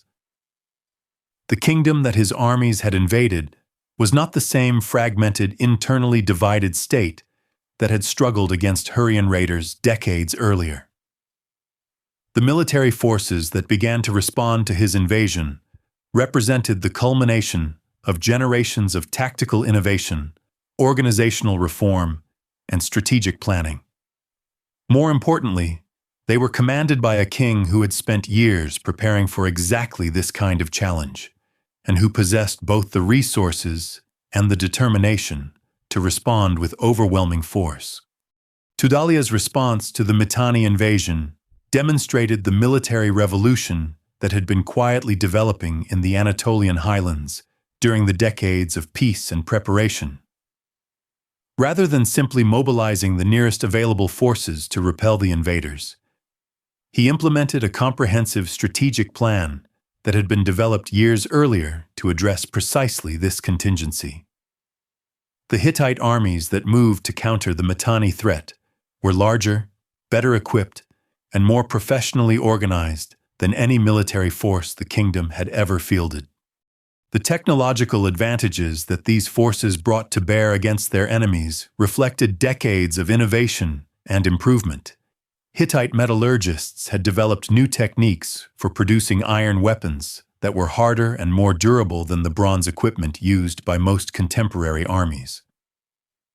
Their chariot designs incorporated engineering improvements that made them faster and more maneuverable than traditional models, while their crews had been trained in tactical doctrines that maximized the effectiveness of these technological advantages. Most importantly, their infantry formations had been reorganized according to principles that emphasized flexibility, coordination, and the ability to adapt quickly to changing battlefield conditions. But technology alone did not account for the devastating effectiveness of the Hittite response. The armies that confronted the Mitanni invaders were products of a military culture that had learned from both success and failure, that had studied the techniques of enemies and allies alike, and that had developed institutional systems for preserving and transmitting tactical knowledge across generations. Their officers had been trained in specialized schools rather than learning their skills purely through battlefield experience. Their soldiers had practiced coordinated maneuvers until they could execute complex tactical movements with the precision of a well-rehearsed dance. Their support systems could maintain operational effectiveness even during extended campaigns far from home bases. The first major clash between these reformed Hittite forces and the Mitanni invaders took place near the city of Carchemish, a strategic location that controlled important river crossings and trade routes. The battle that followed would be remembered as one of the decisive engagements in ancient military history, not just because of its immediate tactical outcome, but because it demonstrated capabilities that would reshape international perceptions of Hittite power for generations to come. The Mitanni forces that approached Carchemish were confident in their ability to defeat whatever opposition they might encounter. They had achieved an unbroken string of victories during their advance into Hittite territory. Their army was at full strength and high morale, and they possessed numerical superiority over the Hittite forces that had been assembled to oppose them. Most importantly, they were fighting according to tactical doctrines that had proven successful in numerous previous campaigns against various enemies throughout the region. What they encountered, however, was something entirely unexpected: a Hittite army that fought according to principles they had never seen before, using weapons and tactics that neutralized their traditional advantages while exploiting vulnerabilities they didn't know they possessed. The battle began conventionally enough, with both sides deploying their forces according to established patterns and attempting to gain advantage through superior positioning and timing. But as the engagement developed, it became clear that the Hittites possessed capabilities that fundamentally altered the dynamics of ancient warfare. The Hittite chariot forces, rather than simply charging directly at enemy formations in the traditional manner, employed coordinated maneuvers that allowed them to strike from multiple directions simultaneously, while maintaining the ability to withdraw and reposition as circumstances required. Their infantry, instead of fighting as independent units with limited coordination, operated as integrated components of a larger tactical system that could concentrate overwhelming force at decisive points while maintaining defensive strength elsewhere.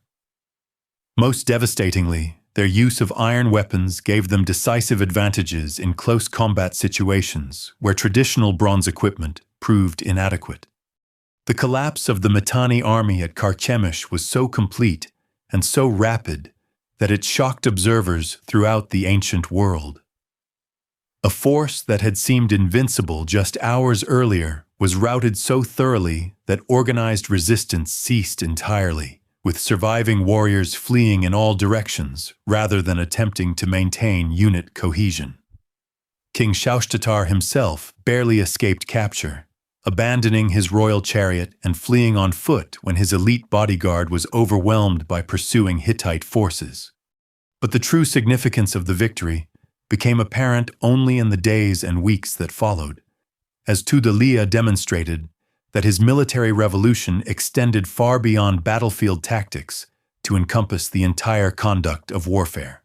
Rather than simply driving the invaders from Hittite territory and declaring victory, he launched an immediate counteroffensive that carried the war into Mitanni's own homeland.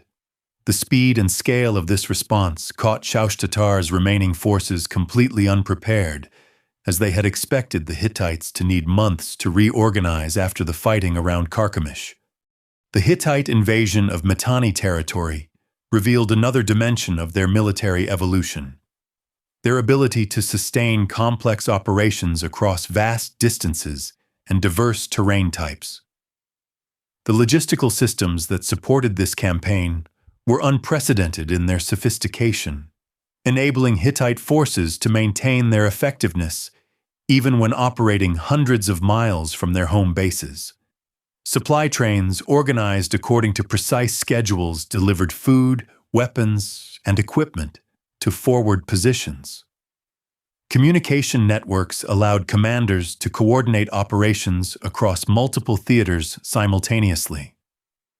Medical services treated wounded soldiers and returned them to active duty rather than simply abandoning them in foreign territory. The psychological impact of this campaign proved as important as its immediate military results. Cities throughout the Mitanni kingdom that had never been threatened by foreign invasion suddenly found enemy armies approaching their walls. Local rulers who had grown comfortable with their positions as regional powers discovered that they faced a choice between submission and destruction at the hands of forces that had already demonstrated their overwhelming superiority. The carefully constructed alliance system that had supported Mitanni's regional hegemony began to collapse as former allies sought to make their own accommodations with the advancing Hittite forces. Within a single campaign season, the balance of power throughout northern Syria and southeastern Anatolia had been completely reversed. The Mitanni kingdom, which had seemed poised to dominate the entire region just months earlier, found itself reduced to defending its core territories against an enemy that appeared capable of striking anywhere at any time. The Hittite kingdom, which many had dismissed as a declining regional power, had demonstrated that it possessed military capabilities that could challenge any contemporary force. But perhaps most significantly, the campaign had established new precedents for international relations that would influence diplomatic practices throughout the ancient world. The Hittite treatment of conquered populations, their integration of former enemies into their administrative system, and their establishment of alliance relationships based on mutual benefit rather than simple domination created models that other powers would study and, in many cases, attempt to emulate. The success of Tudhaliya's Syrian campaigns opened possibilities that had seemed unimaginable just a few years earlier. The Hittite kingdom now controlled or influenced territories that extended from the Anatolian highlands to the banks of the Euphrates River. Their alliance system included some of the most important commercial and strategic centers in the ancient Near East. Most importantly, they had demonstrated military and diplomatic capabilities that established them as legitimate competitors with Egypt and Babylon for regional supremacy. As news of these victories spread throughout the ancient world, carried by merchants, diplomats, and refugees who had witnessed the transformation of regional power relationships, other great powers began to reassess their own strategic positions and international relationships. The comfortable assumptions that had governed Near Eastern politics for centuries were suddenly obsolete, replaced by new realities that would require fundamental changes in how kingdoms approached both diplomacy and warfare. In the royal palace at Hattusa, scribes worked through the night to record the details of victories that had exceeded even their king's most optimistic expectations. In the city's temples, priests offered sacrifices of thanksgiving for divine favor that had enabled achievements beyond anything in Hittite history. In workshops throughout the kingdom, craftsmen labored to produce the weapons and equipment that would be needed for the even greater campaigns that everyone could see were coming. The Hittite Empire had announced its arrival on the stage of ancient history with a performance that left no doubt about its capabilities or ambitions. The sleeping giant of Anatolia had not just awakened. It had revealed itself to be more powerful and more sophisticated than anyone had imagined possible. The ancient world would never be the same, and the greatest chapters in the Hittite story were still to come. The wind that swept across the walls of Hattusa now carried the sounds of an empire coming into its own, an empire that would soon challenge the mightiest powers of the ancient world and establish new standards for what a truly great civilization could achieve. In the valleys and highlands where generations of kings had dreamed of glory, those dreams were finally becoming reality on a scale that would astonish contemporaries and inspire wonder for millennia to come. The reverberations of Tudalia's stunning victories echoed far beyond the battlefields of Syria, reaching the most powerful courts of the ancient world and fundamentally altering how the great kingdoms viewed the emerging Hittite threat. In the magnificent palaces along the Nile, Egyptian pharaohs who had ruled as undisputed masters of the eastern Mediterranean for over a millennium suddenly found themselves confronting an uncomfortable new reality.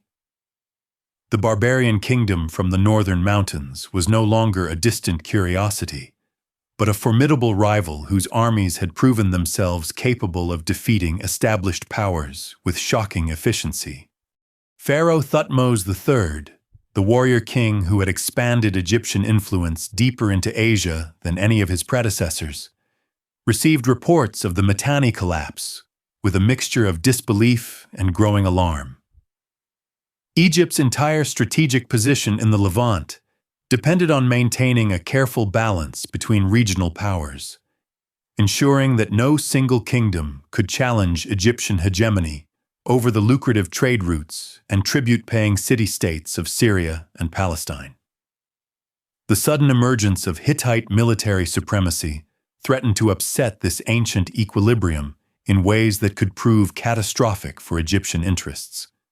The intelligence reports that reached the pharaoh's court painted a disturbing picture of Hittite capabilities that went far beyond simple military prowess.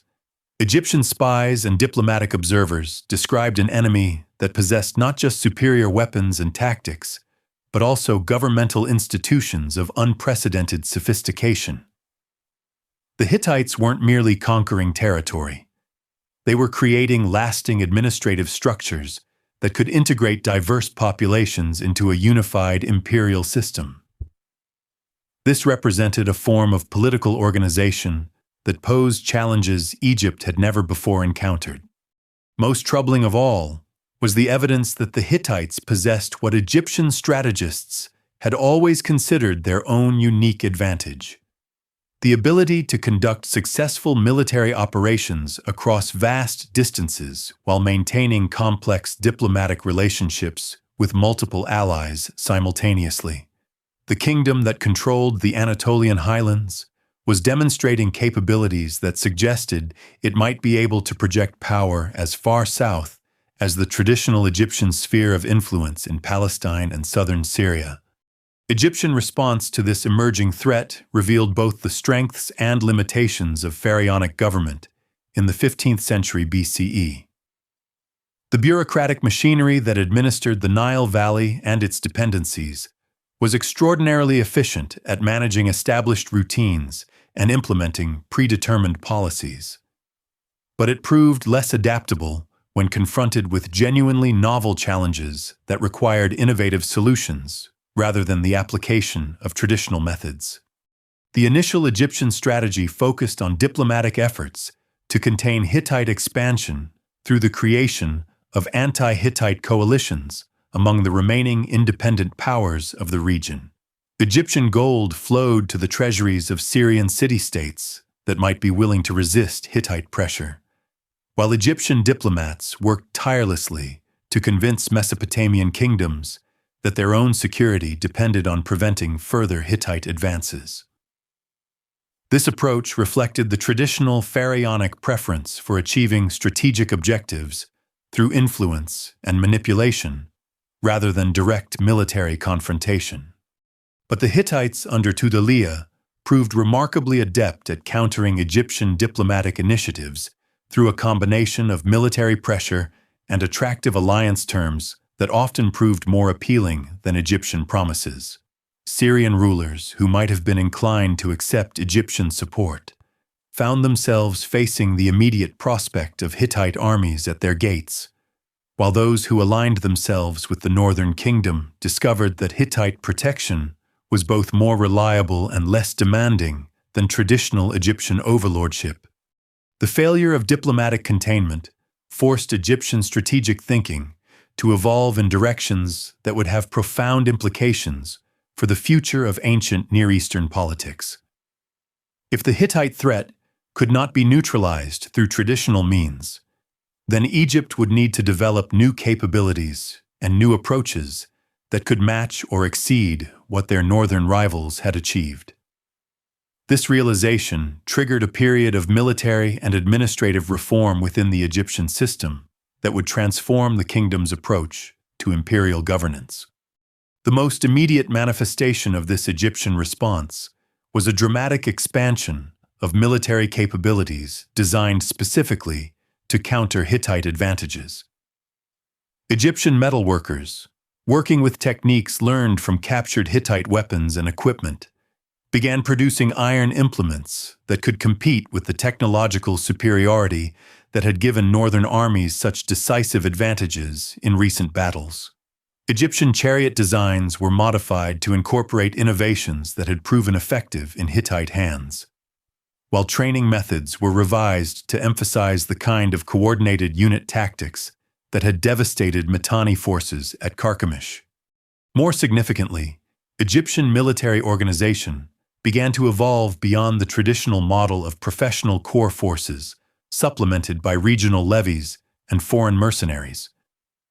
The pharaonic government invested unprecedented resources in creating standing army units that could maintain their effectiveness during extended campaigns far from Egyptian territory. These forces were equipped according to standardized specifications, trained according to uniform procedures, and commanded by officers who had received systematic military education, rather than simply inheriting their positions through noble birth or political connections. But military reforms alone could not address the fundamental challenge that Hittite success represented to Egyptian strategic thinking.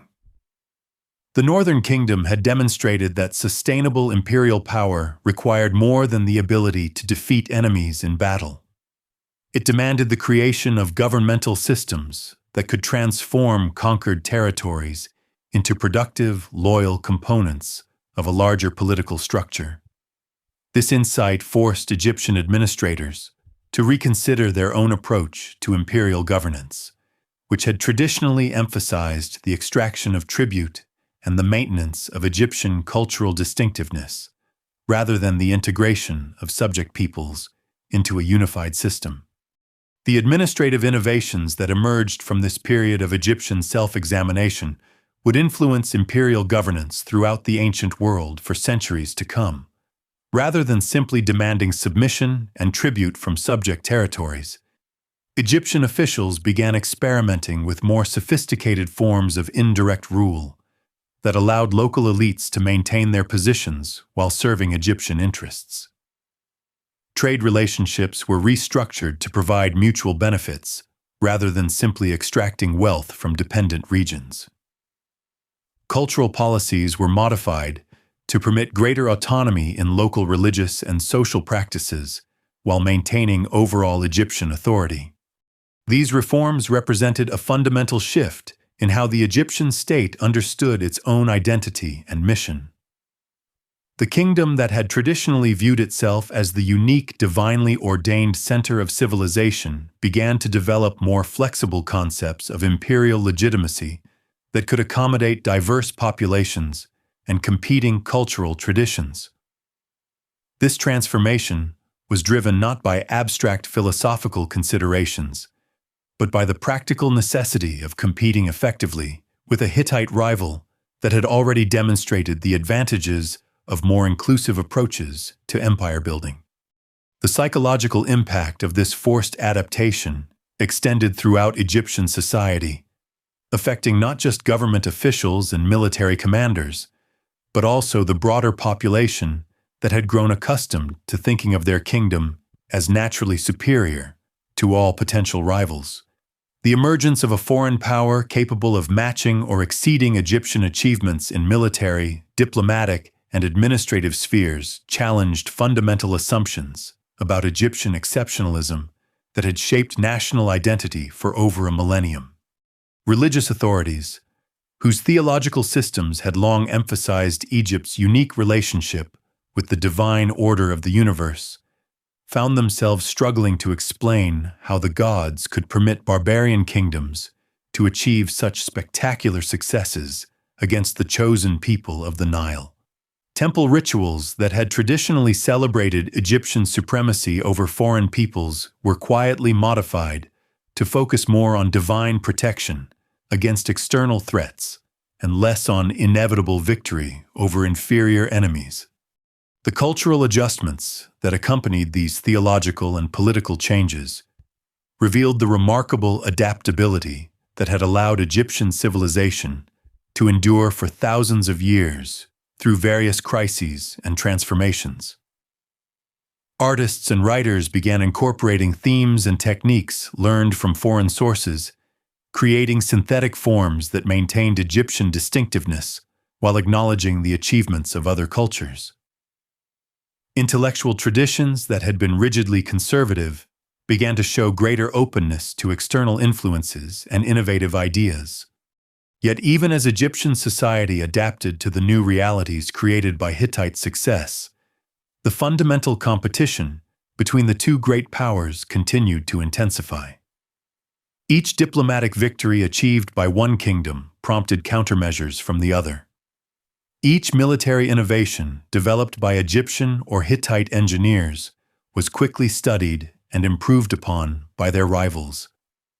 Each alliance formed in one sphere of influence triggered efforts to create competing coalitions in other regions. This escalating competition created a dynamic that would dominate ancient Near Eastern politics for the next 2 centuries, as Egypt and the Hittite Empire maneuvered for advantage across a chessboard that stretched from the Aegean Sea to the headwaters of the Euphrates River. Local kingdoms throughout this vast region found themselves forced to choose sides in a struggle between superpowers, while independent city-states discovered that neutrality was no longer a viable option when titans clashed.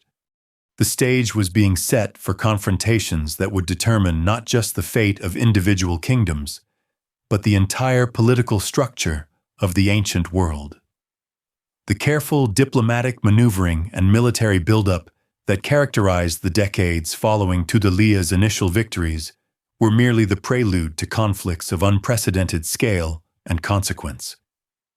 Soon, the armies of Egypt and the Hittite Empire would meet in battles that would be remembered as among the most decisive in all of ancient history. In the royal palaces of Memphis and Hattusa, Scribes worked through the night recording intelligence reports and strategic assessments that would guide their kingdom's preparations for the ultimate test of strength. In the temples of both civilizations, priests offered prayers and sacrifices to ensure divine favor in the trials that lay ahead. In the workshops and armories of two great empires, craftsmen labored to produce the weapons and equipment that would determine the outcome of history's greatest confrontation. The ancient world was about to witness something unprecedented, a clash between civilizations that were genuinely equal in their capabilities, ambitions, and determination to achieve ultimate victory. The outcome of this struggle would reshape the political map of the Eastern Mediterranean and establish precedents for imperial competition that would influence international relations for millennia to come.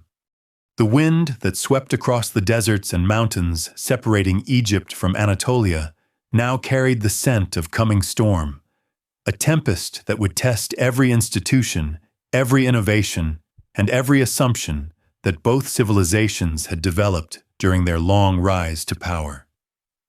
The greatest chapter in the story of ancient imperial rivalry was about to begin, and when it ended, the world would never be the same.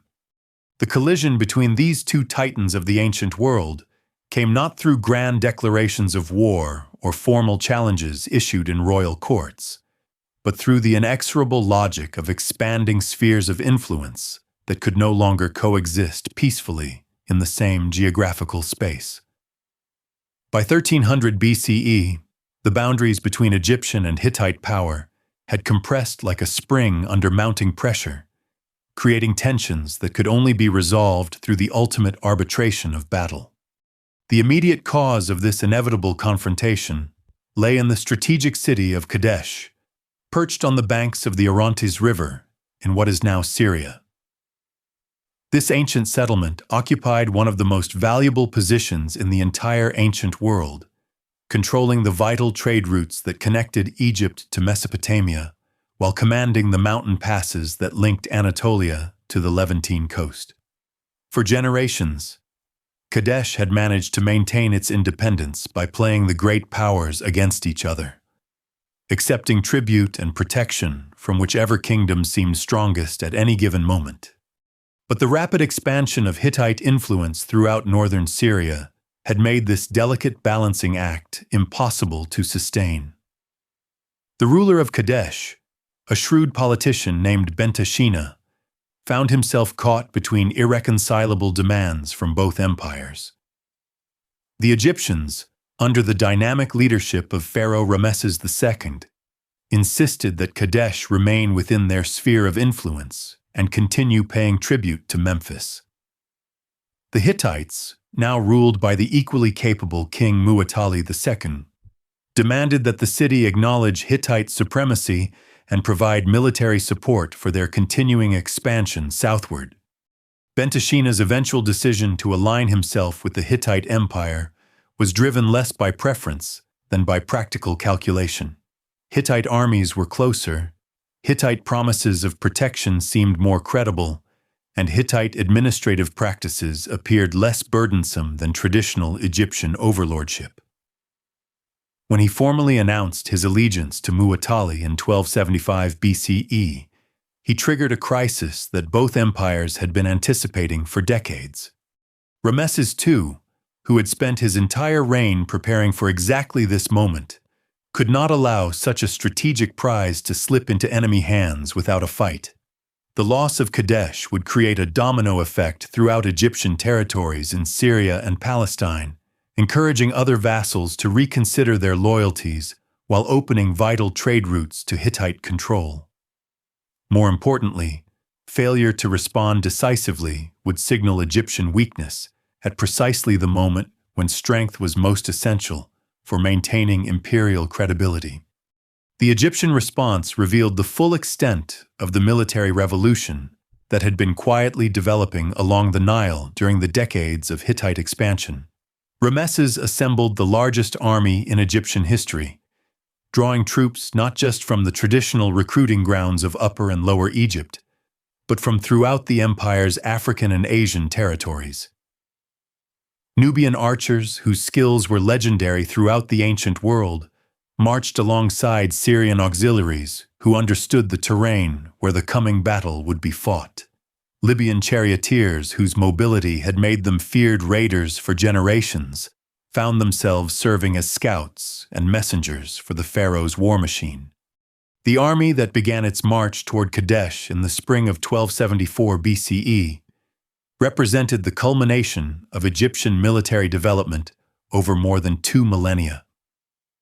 Its 4 great divisions, Amun, Ra, Ptah, and Seth, were named for Egypt's most powerful gods and organized according to tactical principles that incorporated lessons learned from studying Hittite innovations while maintaining distinctively Egyptian approaches to warfare. Each division contained approximately 5,000 men, including elite chariot crews, professional infantry, and specialized support units that could maintain operational effectiveness even during extended campaigns in foreign territory. The technological sophistication of this force would have amazed earlier generations of Egyptian warriors. Bronze weapons had been largely replaced by iron implements that could match anything the Hittites possessed. Chariot designs incorporated engineering improvements that made them faster and more maneuverable than traditional models. Most importantly, the army's logistical systems had been revolutionized to support operations across the vast distances that separated Egypt from the Syrian battlefield. But Muwatalli Sekun was equally prepared for the confrontation that everyone knew was coming. The Hittite king had spent years consolidating his alliance system throughout Anatolia and northern Syria, creating a coalition that could field military forces rivaling anything Egypt could assemble. The army that gathered to defend Kadesh included not just Hittite regulars from the Anatolian heartland, but also contingents from dozens of allied kingdoms and city-states that had thrown their lot in with the Northern Empire. The diversity of this coalition army reflected the sophisticated diplomatic achievements that had made Hittite expansion possible. Hurrian warriors who had once fought against Hittite expansion now served as valued allies in the struggle against Egyptian imperialism. Syrian princes who had been conquered just decades earlier led their own troops into battle alongside their former enemies. Even contingents from distant kingdoms in western Anatolia had marched hundreds of miles to participate in what everyone recognized would be a decisive confrontation. The Hittite force that took position around Kadesh in preparation for the Egyptian advance represented innovations in military organization that went far beyond simple numerical strength. Muwatalli had created what was essentially the ancient world's first truly international army, with units from different ethnic and cultural backgrounds integrated into a coherent fighting force through standardized training, equipment, and command structures. This achievement required not just military genius, but also the kind of administrative sophistication that could coordinate logistics, communications, and tactical planning across language barriers and cultural differences. When advanced scouts brought word that Egyptian forces were approaching Kadesh, both sides understood that they were about to participate in something unprecedented in the annals of ancient warfare. Never before had armies of such size, sophistication, and international composition faced each other in battle. The outcome would determine not just the fate of a single city, or even the balance of power between two empires, but the entire future development of ancient Near Eastern civilization. The Battle of Kadesh, fought on a scorching day in May 1274 BCE, began with a deception that nearly proved catastrophic for Egyptian forces. Muwatalli had positioned the bulk of his army behind the city walls, out of sight of Egyptian scouts, while sending false intelligence through captured prisoners who claimed that the Hittite forces had withdrawn northward rather than risk battle with the mighty pharaoh. Ramesses, eager to claim a quick victory, and demonstrate Egyptian power to potential allies throughout the region, advanced rapidly with only a portion of his army, believing that he faced a demoralized enemy in full retreat. The trap was sprung as the pharaoh's advance guard approached Kadesh's walls. Suddenly, the gates burst open and thousands of Hittite chariots poured forth in a coordinated charge that caught the Egyptians completely unprepared. The psychological impact of this surprise attack was as devastating as its immediate tactical effects, as Egyptian units that had expected to encounter fleeing enemies instead found themselves facing the elite forces of the Hittite Empire in perfectly coordinated battle formation. What followed was perhaps the most dramatic personal adventure in the military career of any ancient pharaoh. Ramses, finding himself cut off from the main body of his army with only his personal guard and household troops, faced the very real prospect of capture or death at the hands of enemy forces.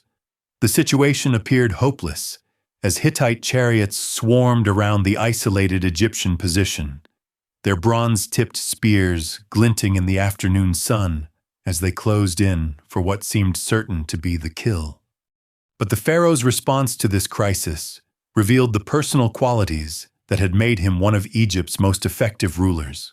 Rather than attempting to flee or negotiate for his life, Ramses rallied his remaining forces for a desperate counterattack that would become legendary in Egyptian military tradition. Charging directly into the heart of the Hittite formation with his war chariot, he fought with such spectacular courage and skill that his enemies were momentarily stunned by the audacity of his assault.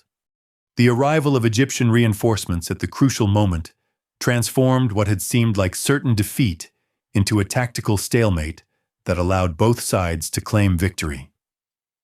The remainder of Ramses' army, hearing the sounds of battle, had marched rapidly toward Kadesh and struck the Hittite forces just as they seemed on the verge of overwhelming the pharaoh's position. The resulting clash involved tens of thousands of warriors fighting across a battlefield that stretched for miles along the banks of the Orontes River. The scale and intensity of the fighting at Kadesh exceeded anything the ancient world had previously witnessed.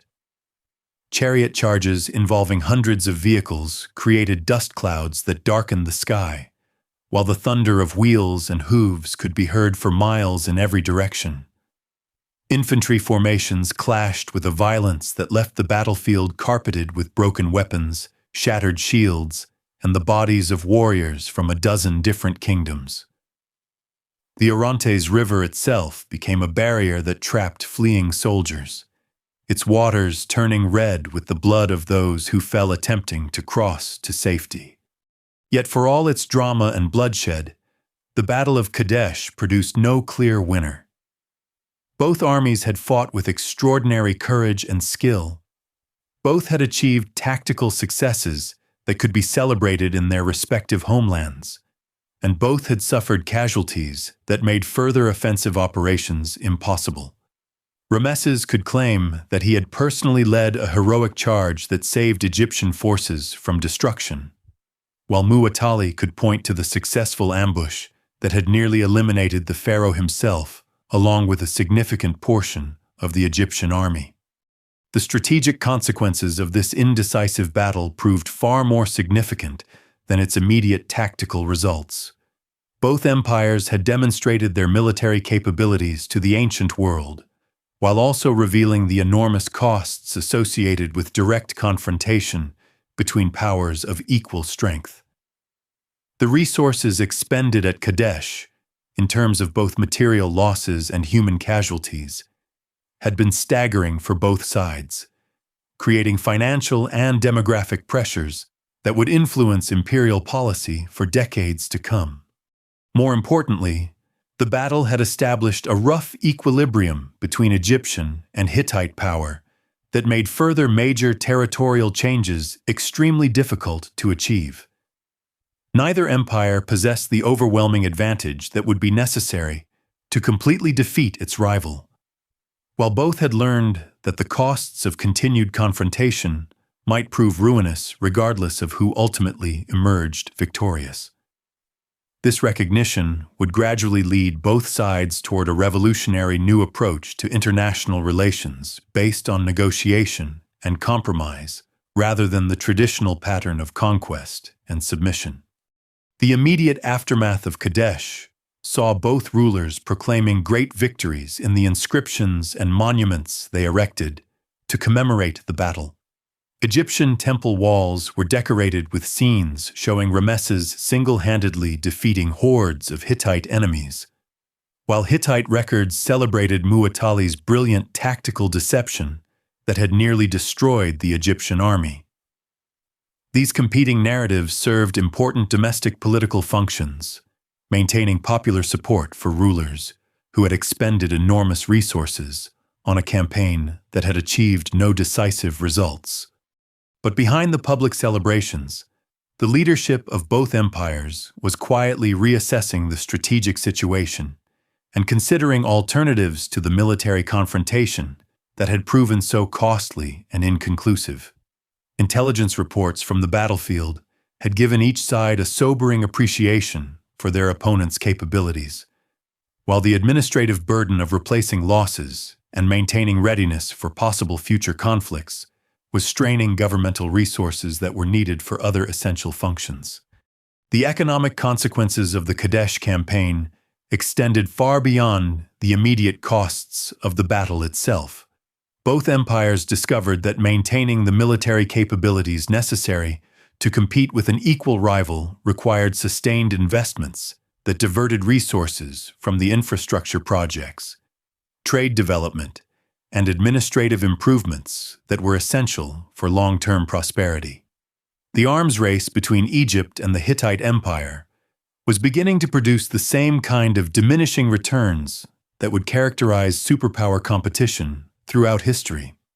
Cultural exchanges that had occurred during the campaign also began to influence how both civilizations understood their relationship with each other. Egyptian soldiers who had fought alongside Syrian and Nubian allies gained first-hand appreciation for the military skills and cultural achievements of peoples they had previously dismissed as barbarians. Similarly, Hittite warriors who had captured Egyptian equipment and interrogated Egyptian prisoners developed more realistic assessments of their southern rivals' capabilities and motivations. These practical experiences began to erode the cultural stereotypes and religious prejudices that had traditionally made compromise between the two empires seem impossible. Egyptian scribes who had always portrayed foreign rulers as inherently inferior began to acknowledge the sophisticated governmental institutions that made Hittite success possible. Hittite officials who had dismissed Egyptian culture as decadent and effeminate were forced to recognize the administrative and military innovations that had made the Southern Empire a formidable opponent. The stage was being set for one of the most remarkable diplomatic revolutions in ancient history, as two civilizations that had seemed destined for eternal conflict began to explore the possibility of coexistence based on mutual recognition and shared interests. The blood that had been spilled at Kadesh would ultimately water the seeds of a peace that would transform international relations throughout the ancient world. In the months following the Great Battle, as both empires struggled to recover from their losses and prepare for whatever might come next, quiet diplomatic contacts began to develop between Egyptian and Hittite representatives. These initial exchanges were tentative and unofficial, conducted through intermediaries who could be disavowed if negotiations failed or if domestic opposition proved too strong to overcome. But they represented the first steps toward a comprehensive peace agreement that would reshape the ancient world and establish precedents for international diplomacy that continue to influence global politics today. The wind that swept across the battlefield of Kadesh, carrying the scent of blood and the echoes of battle cries from a dozen different languages, was beginning to carry something new as well. Whispers of a peace that would prove more revolutionary than any military victory either empire had ever achieved. The greatest triumph of ancient diplomacy was about to begin, emerging from the ashes of the ancient world's most spectacular military confrontation. As our journey through the rise and fall of the Hittite Empire draws to its close, the wind that once carried the sounds of battle now carries only the whispers of memory across the empty highlands of Anatolia.